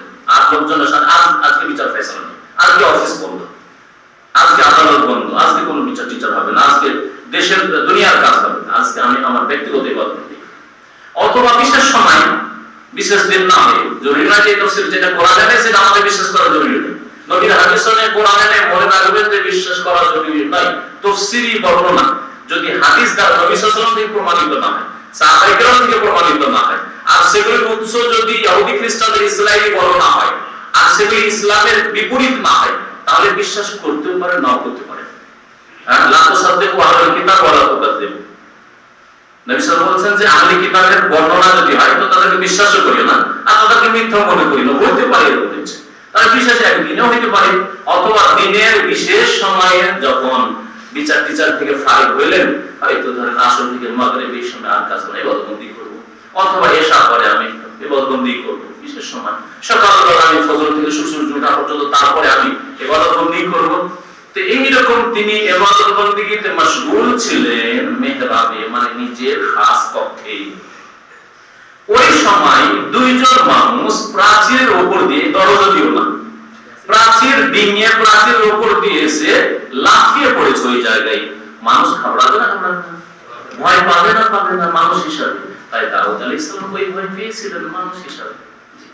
তাই আল্লাহ পাক বলছেন ফাফাজিয়া মিনহুম, তখন তাদের কারণে দাউদ আলাইহিস সালাম একটু ঘাবড়িয়ে গিয়েছিলেন, ভয় পেয়েছিলেন। কালু, তখন ওই লোকেরা বলেছিল লা তাখা, হে দাউদ আলাইহিস সালাম আপনি ভয় করিয়েন না। খাস মানে দুইজন বিবাদমান ব্যক্তি, খাস মানে এখানে দ্বিবচন তাসনিয়া বলা হয়েছে, দুইজন বিবাদমান ব্যক্তি, বাগা বাদনা আলা বাদ, আমরা দুইজন বিবাদমান ব্যক্তি একজন আরেকজনের উপর কি করেছে, জুলম করেছে, বাড়াবাড়ি করেছে, সীমা লঙ্ঘন করেছে। বাগা কি মানে সীমা লঙ্ঘন করা, জুলম করা। আমাদের একজন অপরজনের উপর জুলম করেছে, বাড়াবাড়ি করেছে। ফাহকুম বাইনানা বিল হক, সুতরাং আমাদের মাঝে আপনি ন্যায়সঙ্গত বিচার করেন, ফয়সালা করেন। ওয়ালা তুশরিক, এবং আপনি জুলম অত্যাচার করিয়েন না। হেদায়েত করছে, উপদেশ দিচ্ছে কাকে? হাকিম, প্রধান বিচারপতি, দেশের শাসক, প্রধানমন্ত্রী। আজকাল যদি কাউকে কোন কিং বাদশাকে আর কোন প্রধানমন্ত্রীকে, কোন রাষ্ট্রপতিকে, আর কোন একবার চিফ জাস্টিস সুপ্রিম কোর্টের প্রধান বিচারপতিকে যদি উপদেশ দেওয়া যায় ফয়সালা করবেন, ফয়সালা হক করবেন, আর ফয়সালা কিন্তু আপনি জুলম অত্যাচার করবেন না, বাড়াবাড়ি করবেন না, ঠিক ফয়সালা কিন্তু করবেন, তাহলে সাথে সাথে পুলিশ অ্যারেস্ট করতে ঢোকায়, তাই না? সুবহানাল্লাহ। 10 বছর জেল, 5 বছর দেখেন দাউদ আলাইহিস সালাম ওয়াহদানা ইলা সাওয়াইস সিরাত, এবং আমাদেরকে সঠিক পথ দেখাবেন। আমরা কারোর জুলুম চাই না, আপনি ন্যায় বিচার করে দিবেন, জুলুম অত্যাচার করবেন না, আর সঠিক পথ দেখাবেন। তারপরে ঘটনা পেশ করছে, মানে কেস যেটা, ইন্না হাযা আখি লাহু তিসউন ওয়া তিসউনা নাজা ওয়া লিয়া নাজাতুন ওয়াহিদা, নিশ্চয়ই এই যে আমার ভাই, এর একজন বলছে, তাই দুজন বলছে না, একজন বলছে, ভালো করে দেখবেন ব্যাপারটা কি ছিল। নিশ্চয়ই এই যে আমার ভাই, লাহু ভাই মানে জরুরি না যে মায়ের পেটের ভাই, ভাই মানে ধর্মীয় ভাই হতে পারে, ভাই মানে নিজের বংশের লোক হতে পারে, আর এলাকার লোক হিসেবে এমনি ভাই, আদম সন্তান হিসেবে বলেছে, জরুরি না যে ভাই, এখন ভাই ছিল। ইন্না হাযা আখিলাহু তিসউন ওয়া তিসউনা নাজাতান, এর 99টি ভেড়ি আছে বা দুম্বি আছে। নাজাতান কেউ কেউ তর্জমা করেছে দুম্বি বলে, ভেড়ি বলে যায় নাজা। ওয়ালিয়া নাজাতুন ওয়াহিদা, আর আমার একটি মাত্র দুম্বি বা ভেড়ি আছে। তাহলে আমার একটি ভেড়ি আর ওর হচ্ছে 99টি ভেড়ি। ও 99টি ভেড়ি নিয়ে চড়াচ্ছিল, আর আমি একটি চড়াচ্ছিল পাশাপাশি। ওই একটা দেখে ওর লোভ হয়ে গেল, বলছে তুমি একটা রেখে কি করে দিয়ে দাও।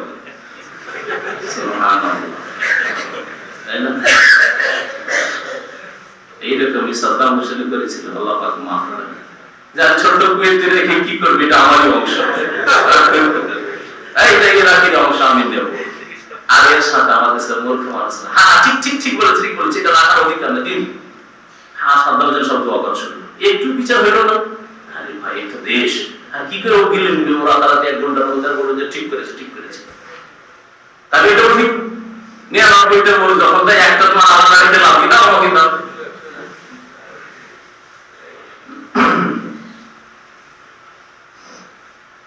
বলছেন যে আমার ভাই 99টি ভেড়ি আছে, আর ওয়ালিয়া নাজাতু ওয়াহিদা, আমার একটি ভেড়ি আছে। ফাকালা, তখন আমার এই ভাই বলছে আকফিলনিহা, এটা আমার দায়িত্বে দিয়ে দাও, মানে আমাকে দিয়ে দাও, এটা আকফিলনিহা, এই ভেড়িটা আমার দায়িত্বে দিয়ে দাও, আমাকে দিয়ে দাও। ওয়াজানি ফিল খিতাব, শুধু তাই বলে ছাড়লো না, বরং আমার সাথে কথাবার্তায় চাপ সৃষ্টি করা শুরু করলো। আজাইজ মানে চাপ সৃষ্টি করা শুরু করলো, পিড়াপিড়ি শুরু করলো। আমার সাথে কথা বলায়, কথোপকথনে বা সম্বোধনে চাপ সৃষ্টি করা শুরু করলো, দিতেই হবে, না হলে ছাড়বো না, জবরদস্তি দেবো। জবরদস্তি আমার একটা বেড়ি দিবে, গরিব মানুষ আমার একটা বেড়ি। কালা, তখন দাউদ আলাইহিস সালাম বললেন, লাকাদ যালামাকা বিসওয়ালি নাজাতিকা ইলা নিয়াজি, নিশ্চয় তোমার উপর জুলুম করেছে তোমার ভেড়িটা চেয়ে ইলা নিয়াজি, তার ভেড়িগুলির সাথে। 99টা আছে অলরেডি তার কাছে, আর তোমারটা হচ্ছে নিয়ে 100টা সে পুরো করে নিবা, তোমার কাছে কিছুই থাকবে না। এই কথা বলেছে, তোমার উপর জুলুম করেছে। লাকাদ যালামাকা বিসওয়ালি নাজাতিকা ইলা নিয়াজি, আর এই জুলুমটা শুধু এর মানে এরকম অনেক লোকই করে থাকে। ভাই আল্লাহ কোরআনে বলছেন, অথবা দাউদ আলাইহিস সালাম বলছেন, মানুষের এটা স্বভাব, লোভ সামলাতে পারে না। লাউকানা ইবনে আদম ওয়াদিয়ান মিন মালিন লাফতাকা সালিসান, আদম সন্তানের স্বভাব হচ্ছে যে 2 মাস ভর্তি যদি ধন সম্পদ থাকে, ওর নাম হচ্ছে মিন যাহাবি, হ্যাঁ, যে 2 মাস ভর্তি যদি স্বর্ণ পেয়ে যায়, স্বর্ণের পাহাড় পেয়ে যায়, লাফতাকা সালিসান, তৃতীয় মান চাইবে, তৃতীয় উপত্যকা চাইবে, আরেকটা নেব ওয়ালা ইয়ামলা জাওফা ইবনে আদম ইল্লা তুরাব। আর আদম সন্তানের পেট ভরবে না যতক্ষণ মাটি না খাবে। কখন মাটি খাবে? কবরে যতক্ষণ না খাবে পেট ভরবে না। এটা হলো মানুষের স্বভাব। এই হলো মানুষের স্বভাব। আজকাল বড় বড় দেশগুলি, যে ছোট দেশগুলির উপর অথবা দুর্বল দেশগুলির উপর জুলুম অত্যাচার করছে, এই অন্তর্ভুক্ত। এরকমই স্বভাব তাদের, এরকম মন মানসিকতা তাদের। যদি পুরোপুরি না নিতে পারে তো তাদের যে মতবাদ এবং তাদের যে থিওরি, তাদের আরো যেসব জিনিস রয়েছে, তাদের সংস্কৃতি, তাদের সভ্যতা ইত্যাদি, এবং তাদের দাবি দাওয়া সবগুলো চাপিয়ে দিচ্ছে তাদের। এই করতে হবে, এই করতে হবে, এইভাবে চলতে হবে, চলতে হবে, এটা দিতে হবে, এটা দিতে হবে।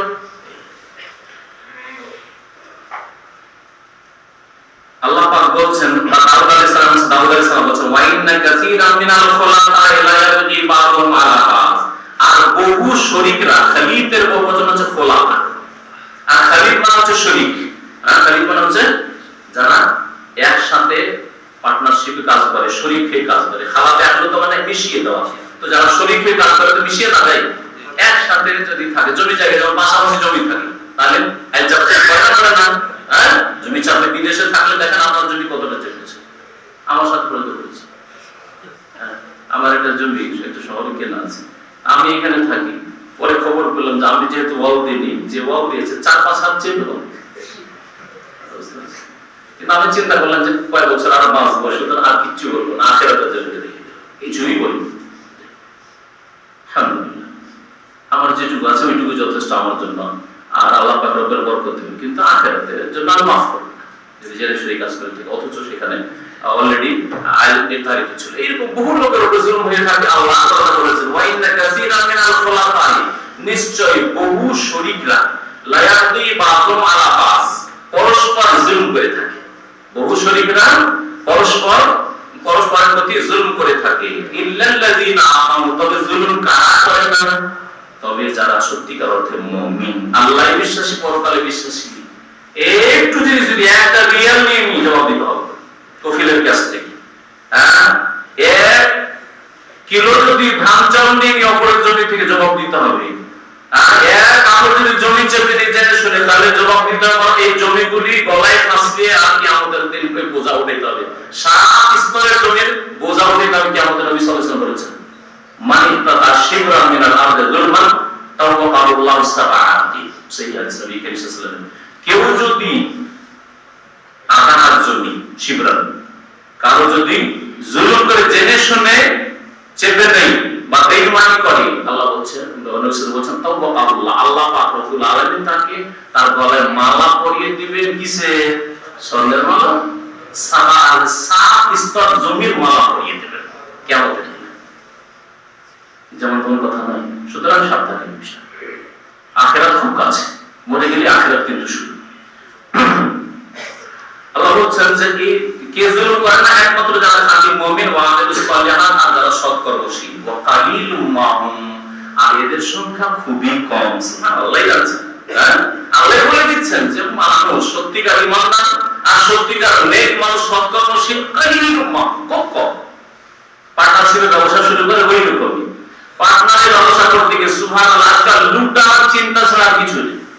আপনি যদি শুধু টাকা দেন আর আপনি ওই বিষয়টা বুঝেন না, শুধু আপনাকে লস দেখাবেন, লস গুলোকে শরীক করবে আল্লাহ যাচ্ছে করি। বহু লোক এরকম ধোঁকা খাচ্ছে আজকাল। আমানতদার লোক পাওয়া বড় মুশকিল, এটা কিয়ামতের লক্ষণ। এটা দইয়াতিল আমানাতু ফান্তাযির ইসসাম, যখন আমানতকে নষ্ট করে ফেলবে তখন কিয়ামতের অপেক্ষা করিও। নবী করিম সাল্লাল্লাহু আলাইহি ওয়াসাল্লাম বলেছেন, সহিহ বুখারী হাদিস।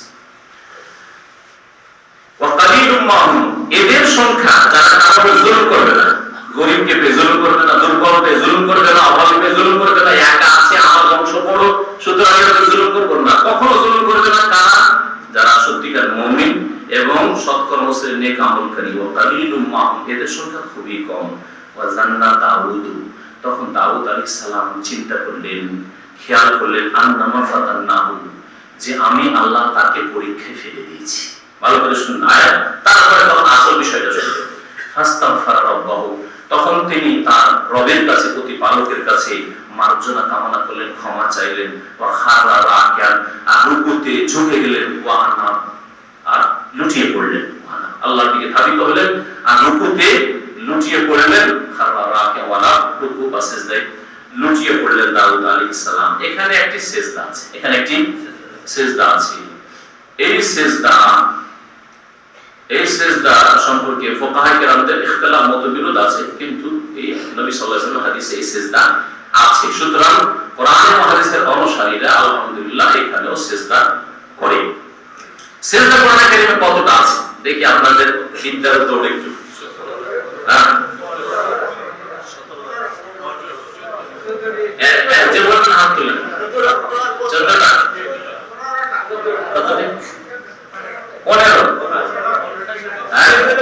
15 আছে, ঠিক আছে 15 বলেছেন, ঠিক আছে। তাহলে 15-14 এখানে ইখতিলাফ হলো, তাই না? ইমাম আবু হানিফা রাহমাতুল্লাহ আলাইহি নিকট বা হানাফি মাযহাবে 14টা আছে, শাফি মাযহাবে 14টা আছে। আর কোরআন এবং হাদিসের আলোকে, সহিহ হাদিসের আলোকে যদি দেখা যায় 15টি আছে। হতে পারে একটি হাদিস কোন ইমামকে পৌঁছেনি, এটা হতে পারে, কোনো দূরের কথা নাই। তাহলে টোটাল 15টি সিজদা কোরআনে কারিমে আছে। হানাফি মাযহাবে 14টা, শাফি মাযহাবে 14, কিন্তু এই 14টা পার্থক্য আছে। যেখানে 14টা পূরণ করেছে 13টার পরে হানাফিরা, শাফিরা আরেক জায়গা থেকে পূরণ করেছে। বুঝলেন কথা? এখন কিভাবে তাহলে সূরা হজে কয়টি সিজদা আছে? দুটি সিজদা আছে। সূরা হজের সিজদায় ভারত বা বাংলাদেশ, পাকিস্তানের ছাপা কোরআনগুলিতে দেখবেন একটি সিজদাতে এমনি লেখা আছে, আরেকটি সিজদাতে লেখা আছে যে ইমাম শাফির নিকটে সিজদা। আর সিজদাতে ইনদাল ইমামে শাফি, কারণ ছাপিয়েছে হানাফিরা কোরআনের কপিটা হানাফি প্রেস, যার ফলে লিখে দেখো তোমরা সিজদা করিও না হানাফিরা, এটা শাফির নিকটে সিজদা। বুঝতে পারলেন? তাহলে সূরা হজের একটি সিজদা হানাফি মাযহাবে আছে, আর শাফি মাযহাবে দুটোই সিজদা আছে। হ্যাঁ, কোরআন এবং হাদিসের যদি অনুসরণ করেন তাহলে দুটোই সিজদা ওখানেও আছে। সূরা সদের সিজদা, এই সূরা সদের সিজদা হানাফি মাযহাবে আছে, শাফিদের কাছে নেই। তাহলে এটা কমালো শাফিঈরা, আর সূরা হজের একটা কমালো হানাফিরা। সুতরাং ওদের কাছে 14টাই থাকলো। আর সহিহ হাদিসের আলোকে যদি বিচার করেন আর সেই মোতাবেক আমল করেন তাহলে সিজদা কতটা আছে? 15টি সিজদা আছে। সূরা হজেরও দুটো নেন আর সূরা সদেরও নেন, তাহলে টোটাল সিজদা কতটা হবে? 15টা। এবার বুঝে এসেছে ক্লিয়ার? 15টা জায়গায় সিজদা করবেন। এখন এই সূরা সদের সিজদা যেহেতু শাফি মাযহাবের লোকেরা অস্বীকার করেছে, হতে পারে হাদিস পৌঁছেনি, হাদিস শোনায়। আর সূরা হজের সিজদা আছে, তো হজ যখন আসবে তখন সেখানে করব। এখানে বলি যে মুসনাদ আহমদ ইবনে আব্বাস রাদিয়াল্লাহু তাআলা আনহুমা থেকে বর্ণিত, আনহু তাকে বলেছেন আস-সাজদাতু ফি সাদ লাইসাত মিন আযানিস সুজুদ। সাদ সূরায় যে সিজদা আছে সেটা কোনো ফরজ ওয়াজিব সিজদা নয়। আযাইমাতুন মানে ফরজ ওয়াজিব, কোনো ফরজ ওয়াজিব সিজদা নয়, বা একেবারে সুন্নাতে মুআক্কাদা নয়। ওয়াকাদ রাআইতু রাসূলুল্লাহ সাল্লাল্লাহু আলাইহি ওয়াসাল্লাম ইয়াসজুদু ফিহা, তবে আল্লাহ রাসূল সাল্লাল্লাহু আলাইহি ওয়াসাল্লাম আমি দেখেছি যে তাতে তিনি কি করেছেন?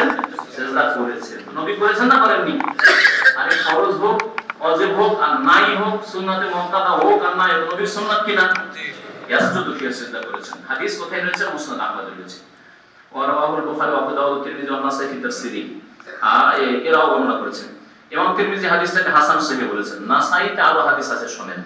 নাসাঈতে আছে যে নবী করিম সাল্লাল্লাহু আলাইহি ওয়াসাল্লাম কি করেছেন? সিজদা করেছেন। আন্না নবী সাল্লাল্লাহু আলাইহি ওয়াসাল্লাম সাজাদা ফি সাদ, নবী করিম সাল্লাল্লাহু আলাইহি ওয়াসাল্লাম সূরা সাদে সিজদা করেছেন। ওয়া ক্বালা, এবং তিনি বলেছেন সাজাদাহা দাউদ আলাইহিস সালাতু ওয়াস সালাম তাওবাতান ওয়া নাসজুদুহা শুকরান। দাউদ আলাইহিস সালাম এই সূরা সাদের যে তার তওবার বিষয়টি, আল্লাহ তাকে maaf করলেন, আল্লাহর কাছে maaf চাই, রুকুতে লুটিয়ে গেলেন, সেই সময় তিনি সিজদায় পড়েছিলেন তওবা করার উদ্দেশ্যে, হ্যাঁ, আল্লাহর কাছে, আল্লাহর দরবারে। আর আমরা সিজদা করব নাসজুদুহা শুকরান, আল্লাহ পাকের শুকরিয়া জ্ঞাপন। কি শুকরিয়া? যে নবী দাউদ আলাইহিস সালামের তওবা কবুল হয়েছে, তাহলে এর জন্য আমাদের খুশি হওয়া উচিত। আর খুশি হলে কি করতে হয়? শুকরানা সিজদা হয়। সুতরাং শুকরানা নামাজ না, শুকরানা নামাজের হাদিস কোনো নাই, বরং ওর দলিল একটু দুর্বল। পক্ষান্তরে শুকরানা সিজদা সহিহ হাদিস দ্বারা প্রমাণিত এটি একটি। আর একটা হাদিস ইবনে মাজাহতে রয়েছে, তাতে রয়েছে নবী করিম সাল্লাল্লাহু আলাইহি ওয়াসাল্লামের কাছে যখন খুশির খবর আসতো, ইজা আতা আমরুন ইয়াসুফু, নবী করিম সাল্লাল্লাহু আলাইহি ওয়াসাল্লামের কাছে যখন খুশির সংবাদ আসতো, খাররা সাজিদান লিল্লাহি তাআলা, তখন মহান আল্লাহর সামনে সিজদা লুটিয়ে পড়তেন নবী সাল্লাল্লাহু আলাইহি ওয়াসাল্লাম। তাহলে যখনই আপনার কাছে খুশির খবর আসবে তখন সাথে সাথে সিজদায় পড়ে যাওয়া, এটা হচ্ছে নবী করিম সাল্লাল্লাহু আলাইহি ওয়াসাল্লামের সুন্নাত। তো এখানে নবী সাল্লাল্লাহু আলাইহি ওয়াসাল্লাম কি সিজদা করেছেন? শুকরানা সিজদা। এই শুকরানা করেছেন। আর ইবনে আব্বাসের হাদিসটাতে মুসনাদ আহমদে পেলেন যে মিন আযাইমুস সুজুদ নয়, একেবারে ফরজ ওয়াজিব আর সুন্নাতে মুআক্কাদা নয় বলেই শাফিঈরা এটাকে ছেড়ে দিয়েছে, দিয়ে কমিয়ে 14টা হয়েছে তাদের কাছে। অন্যরা বলছেন না, যদি ফরজ ওয়াজিব না, কিন্তু নবী সাল্লাল্লাহু আলাইহি ওয়াসাল্লাম যেহেতু সিজদা করেছেন সুতরাং এখানে সিজদা করতে হবে, এটা হানাফিরাও বলছে আর মুহাদ্দিসিন ইকরামরাও বলছেন, আর আমরা সকলেই করছি। তাহলে আর সূরা হজেরও দুটো সিজদা আমরা করব, কারণ নবী সাল্লাল্লাহু আলাইহি ওয়াসাল্লাম হাদিসে রয়েছে। সুতরাং মোট সিজদা হলো কয়টি? 15টি। এটাই হচ্ছে সহিহ। এটা মুখ মাযহাব আছে, এটা মুখ মাযহাব হচ্ছে জানার জন্য, আমলের জন্য করা হয়েছে। কি বললাম? আপনাদের জানার জন্য বললাম, কারণ অনেকে ভাববেন যে যখন আজকে হানাফি মাযহাবটা জেনে নিলাম, শাফিঈটা জেনে নিলাম, তো যা জেনে নিয়ে নাও। এটা কখনো করবেন না। হ্যাঁ, আপনাকে নিতে হবে আমলের ক্ষেত্রে কোরআন এবং সহিহ হাদিস। বাকি অধিক নলেজের জন্য আপনার জানা থাকলো যে এটা হানাফি মাযহাব, এটা শাফিঈ মাযহাব, কিন্তু কোনটা এই দুই মাযহাবের দুটোর একটা ঠিক না তৃতীয় আরেকটা ঠিক, এটা আপনাকে জানতে হবে আর ওর প্রতি আমল করতে হবে। কারণ কোরআন এবং হাদিসের উপর আমল করা আল্লাহ ফরজ করেছেন, কারণ মাযহাবের উপর আমল করা আল্লাহ ফরজও করেনি, ওয়াজিবও করেনি, সুন্নাতও করেনি, মুস্তাহাবও করেনি। বরং মাযহাব বিরোধী যদি ফতোয়া হয় তাহলে ছেড়ে দাও। আর মাযহাব বিরোধী যদি ফতোয়া না হয়, মাযহাব বিরোধী যদি হাদিস না থাকে, তাহলে অসুবিধা নেই, কারণ মাযহাবটি হচ্ছে হাদিস সম্মত। কিন্তু মাযহাব বিরোধী যদি কোরআন এবং হাদিস থাকে, তাহলে মাযহাবের কথা, যে কোনো মাযহাবের কথা ছেড়ে দেওয়া কি ফরজ, কারণ আল্লাহর কিতাব কোরআন কারীমের প্রতি আর রাসূলের সহিহ হাদিস মোতাবেক আমল করা ফরজ। আর এই ফরজ আদায় করতে হলে মাযহাবের বিপরীত যদি হয়, তাহলে মাযহাবটা ছেড়ে দেওয়া ফরজ। আশা করি বুঝতে পেরেছেন। সবাই আছে না? থাকবে আজকে? হ্যাঁ, এটা শেষের দিকে স্যার, বেশি নাই, 3টা 7 হয়ে যাবে। ঘটনা কি ছিল দাউদ আলাইহিস সালামের? এটা আজকে ঘটনা কি ছিল, এই ঘটনা সম্পর্কে তাফসীরকারদের ভূমিকা শুনেন। তাফসীরকারদের ভূমিকা এই ক্ষেত্রে 3 রকমের। এক ধরনের তাফসীরকারগণ হাতে বেলাইলের মতো রাত্রে লকড়ি কাঠি পোড়ানো, এটা আরবি প্রবাদ। রাত্রে আগের যুগের একটা প্রবাদ আছে, রাত্রে যদি কেউ লকড়ি কাঠি পোড়ায়, আজকাল তো লকড়ি কাঠি পোড়াইতে না, একটা সময় লকড়ি কাঠি পোড়াইতে হতো, তাই না? টুকাইতে হতো। তো রাত্রে যদি লকড়ি পোড়ায়, তো রাতের অন্ধকার কি করবে? সাপ বিচ্ছু সব পুড়িয়ে দেবে, তাই না? তো কিছু তাফসীরকারগণ তাফসীর করতে গিয়ে যা পেয়েছে, ভালো আর মন্দ, সহিহ আর সহিহ, সত্য আর মিথ্যা, উঠে এই মর্মে এগুলি বর্ণিত, এই দাউদ আলাইহিস সালাম এই বর্ণিত সব ঢুকিয়ে দাও। তারপরে ইহুদি নাসারাদের কিতাব থেকে, বিশেষ করে তাবেঈ কাব আহবার বড় পণ্ডিত ছিলেন, ইহুদি ধর্মের ইসলাম গ্রহণ করলেন। আব্দুল্লাহ বিন সালাম তো সাহাবী ছিলেন। তারা কিছু কিছু কিসসা কাহিনী বয়ান করতেন। ওই কিসসা কাহিনীগুলিকে দিলেন এরা ঢুকিয়ে, আর যা পেলেন তাই তাফসীরে ঢুকিয়ে দিলেন। এইভাবে অনেকগুলি সহিহ আকীদা বিরোধী, আম্বিয়া কেরামের শান সম্মান বিরোধী বেশ কিছু কথা তাফসীরের কিতাবে ঢুকে গেছে, যেগুলি ছেড়ে দেওয়া ফরজ। যদি শরীয়তের আকীদা বিরোধী হয়, নবীদের মান ইজ্জত বিরোধী হয়, তাহলে সেগুলি ছেড়ে দেওয়া ফরজ, কারণ নবীদের ক্ষেত্রে এগুলি হতেই পারে না মিথ্যা কথা। জি, এই একদল তাফসীরকারগণ এরকম করেছেন, রাতে লকড়ি পোড়ার মতো লকড়ি পুড়িয়েছেন। আর আরেক দল তাফসীরকারগণ নীরব থেকেছেন, যে এই কিসসা আমরা বিশ্বাস করব না, আর কোরআনে যেহেতু নেই, এর চাইতে বেশি রাসূলের হাদিসেও নেই, সুতরাং যতটা আছে ততটা বয়ান করব, যেমন আমি তাফসীর করে দিলাম, বাস আর কিছু বলবো না।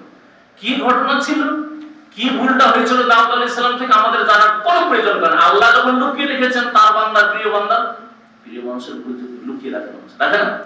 আরে বাপের ভুল যদি কেউ বলে বেড়ায় বাইরে, তো বেকুব না সে? ছেলের ভুল যদি বাইরে বলে বেড়ায়, তাহলে ছেলে মূর্খ না? ঠিক না? ওই রকমই নিজের বড় ভাইয়ের ভুল বাইরে বলে বেড়ায়, বা সংশোধন করা নিজের ঘরের ব্যাপার। মায়ের ভুল যদি বাইরে বলে বেড়ায়, একই নম্বর গাধা, তাই না? মা ভুল করেছে, মায়ের ভুল আপনি বাড়িতে সংশোধন করেন না, গ্রামবাসীকে বলেন আমার মায়ের করছে না, ঠিক না? তো দাউদ আলাইহিস সালাম আল্লাহ পাকের প্রিয় বান্দা, যদি কোনো ভুল ত্রুটি হয়ে থাকে, আল্লাহ পাক সেটাকে গোপনে রেখে বলেছেন দাউদ আলাইহিস সালামের দ্বারা একটা ভুল হয়ে গিয়েছিল, আল্লাহ পাক তাকে মাফ করে দিয়েছে। আর মাফ করে দিলে কিছু থাকে না, তাই না? তারপরে মনে রাখবেন যে নবীদের ছোট ভুলই বা বড়দের, নবীদের শুধু না, যত নেক মানুষ হবে, যতই ভালো মানুষ হবে, তার ছোট ভুল বড়। বুঝতে পেরেছেন? যদি এই মর্মে যে হাদিসটা আছে ওটা জাল হাদিস, জাল হাদিস একটা এই মর্মে আছে যে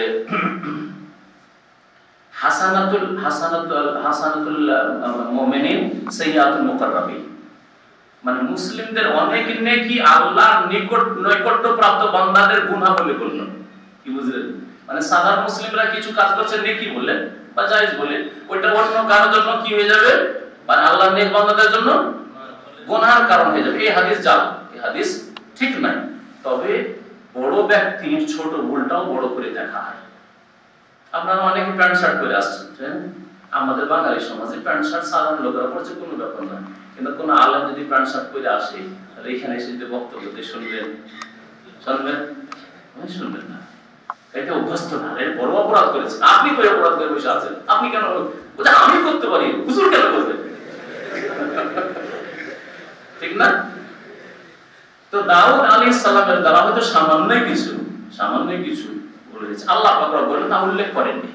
ইমাম ইবনে কাসির রাহমাতুল্লাহ আলাইহি আর এই রকমের বহু মুফাসসির বলছেন কোরআনে আল্লাহ বলেননি আর নবী বলেননি যে কি ভুল ছিল, সুতরাং আমরা আবার খতিয়ে জানবো যে কোথায় কি ভুল করেছে, না দরকার নেই, কোনো প্রয়োজন নেই। নীরব, আল্লাহ নীরব, রাসূল নীরব, আমরাও নীরব। দ্বিতীয় পন্থা। তৃতীয় কিছু তাফসীরকারগণ রয়েছেন, তারা বলছে যে কোরআনের আয়াতটাকে একটু ভেঙে বোঝার জন্য কিছু বাছাই করে বর্ণনা দেব, হ্যাঁ, বা কিছু একটু আমরা স্টাডি করবো, ভালো করে যে ভুলটা কি ছিল চেষ্টা করবো আমরা নেওয়ার। আমরা একবারে চুপ থাকবো না, আর ইসরায়েলি বর্ণনা, ইহুদি নাসারাদের কিতাবের বাইবেলের বর্ণনা সবগুলি নিয়ে নেব, তাও নেব না। আমরা বাছাই করে কিছুটা নেব। এই একদল রয়েছে, তাদের ব্যাখ্যাটা শুনুন। তারা এখন বলতে চেষ্টা করেছেন যে দাউদ আলাইহিস সালামের ভুলটা কি ছিল। একদল বলছেন যে দাউদ আলাইহিস সালামের ভুল ছিল সামান্য, ওইটাকে ওরিয়ার কিসসা বলে ওইটাকে অনেক বড় করা হয়েছে। ওরিয়ার কিসসা শুনেছেন কি? না শুনেননি মরবেন। দাউদ আলাইহিস সালামের উপর এই খারাপ চরিত্রের মিথ্যা অপবাদ ইহুদিরা দিয়েছে। লূত আলাইহিস সালামের উপর মিথ্যা জিনার অপবাদ দিয়েছে ইহুদিরা, তাদের কিতাবে রয়েছে। জি। সুলাইমান আলাইহিস সালামের উপর জাদুর অপবাদ দিয়েছে, সে জাদুকর ছিল আর জাদুর দ্বারা তার রাজত্ব চলত। এইগুলি ইহুদিদের বেয়াদবি আম্বিয়া রাসূলগণ সম্পর্কে। এখন দাউদ আলাইহিস সালাম সম্পর্কে তাদের বেয়াদবি শুনে তাদের কিতাবে, দাউদ আলাইহিস সালাম সম্পর্কে ইহুদিদের কিতাবে রয়েছে যে দাউদ আলাইহিস সালাম একবার দেখলেন যে তার এক সেনাবাহিনী মুজাহিদ আল্লাহর রাস্তায় জিহাদ করে, তার স্ত্রী খুব সুন্দরী,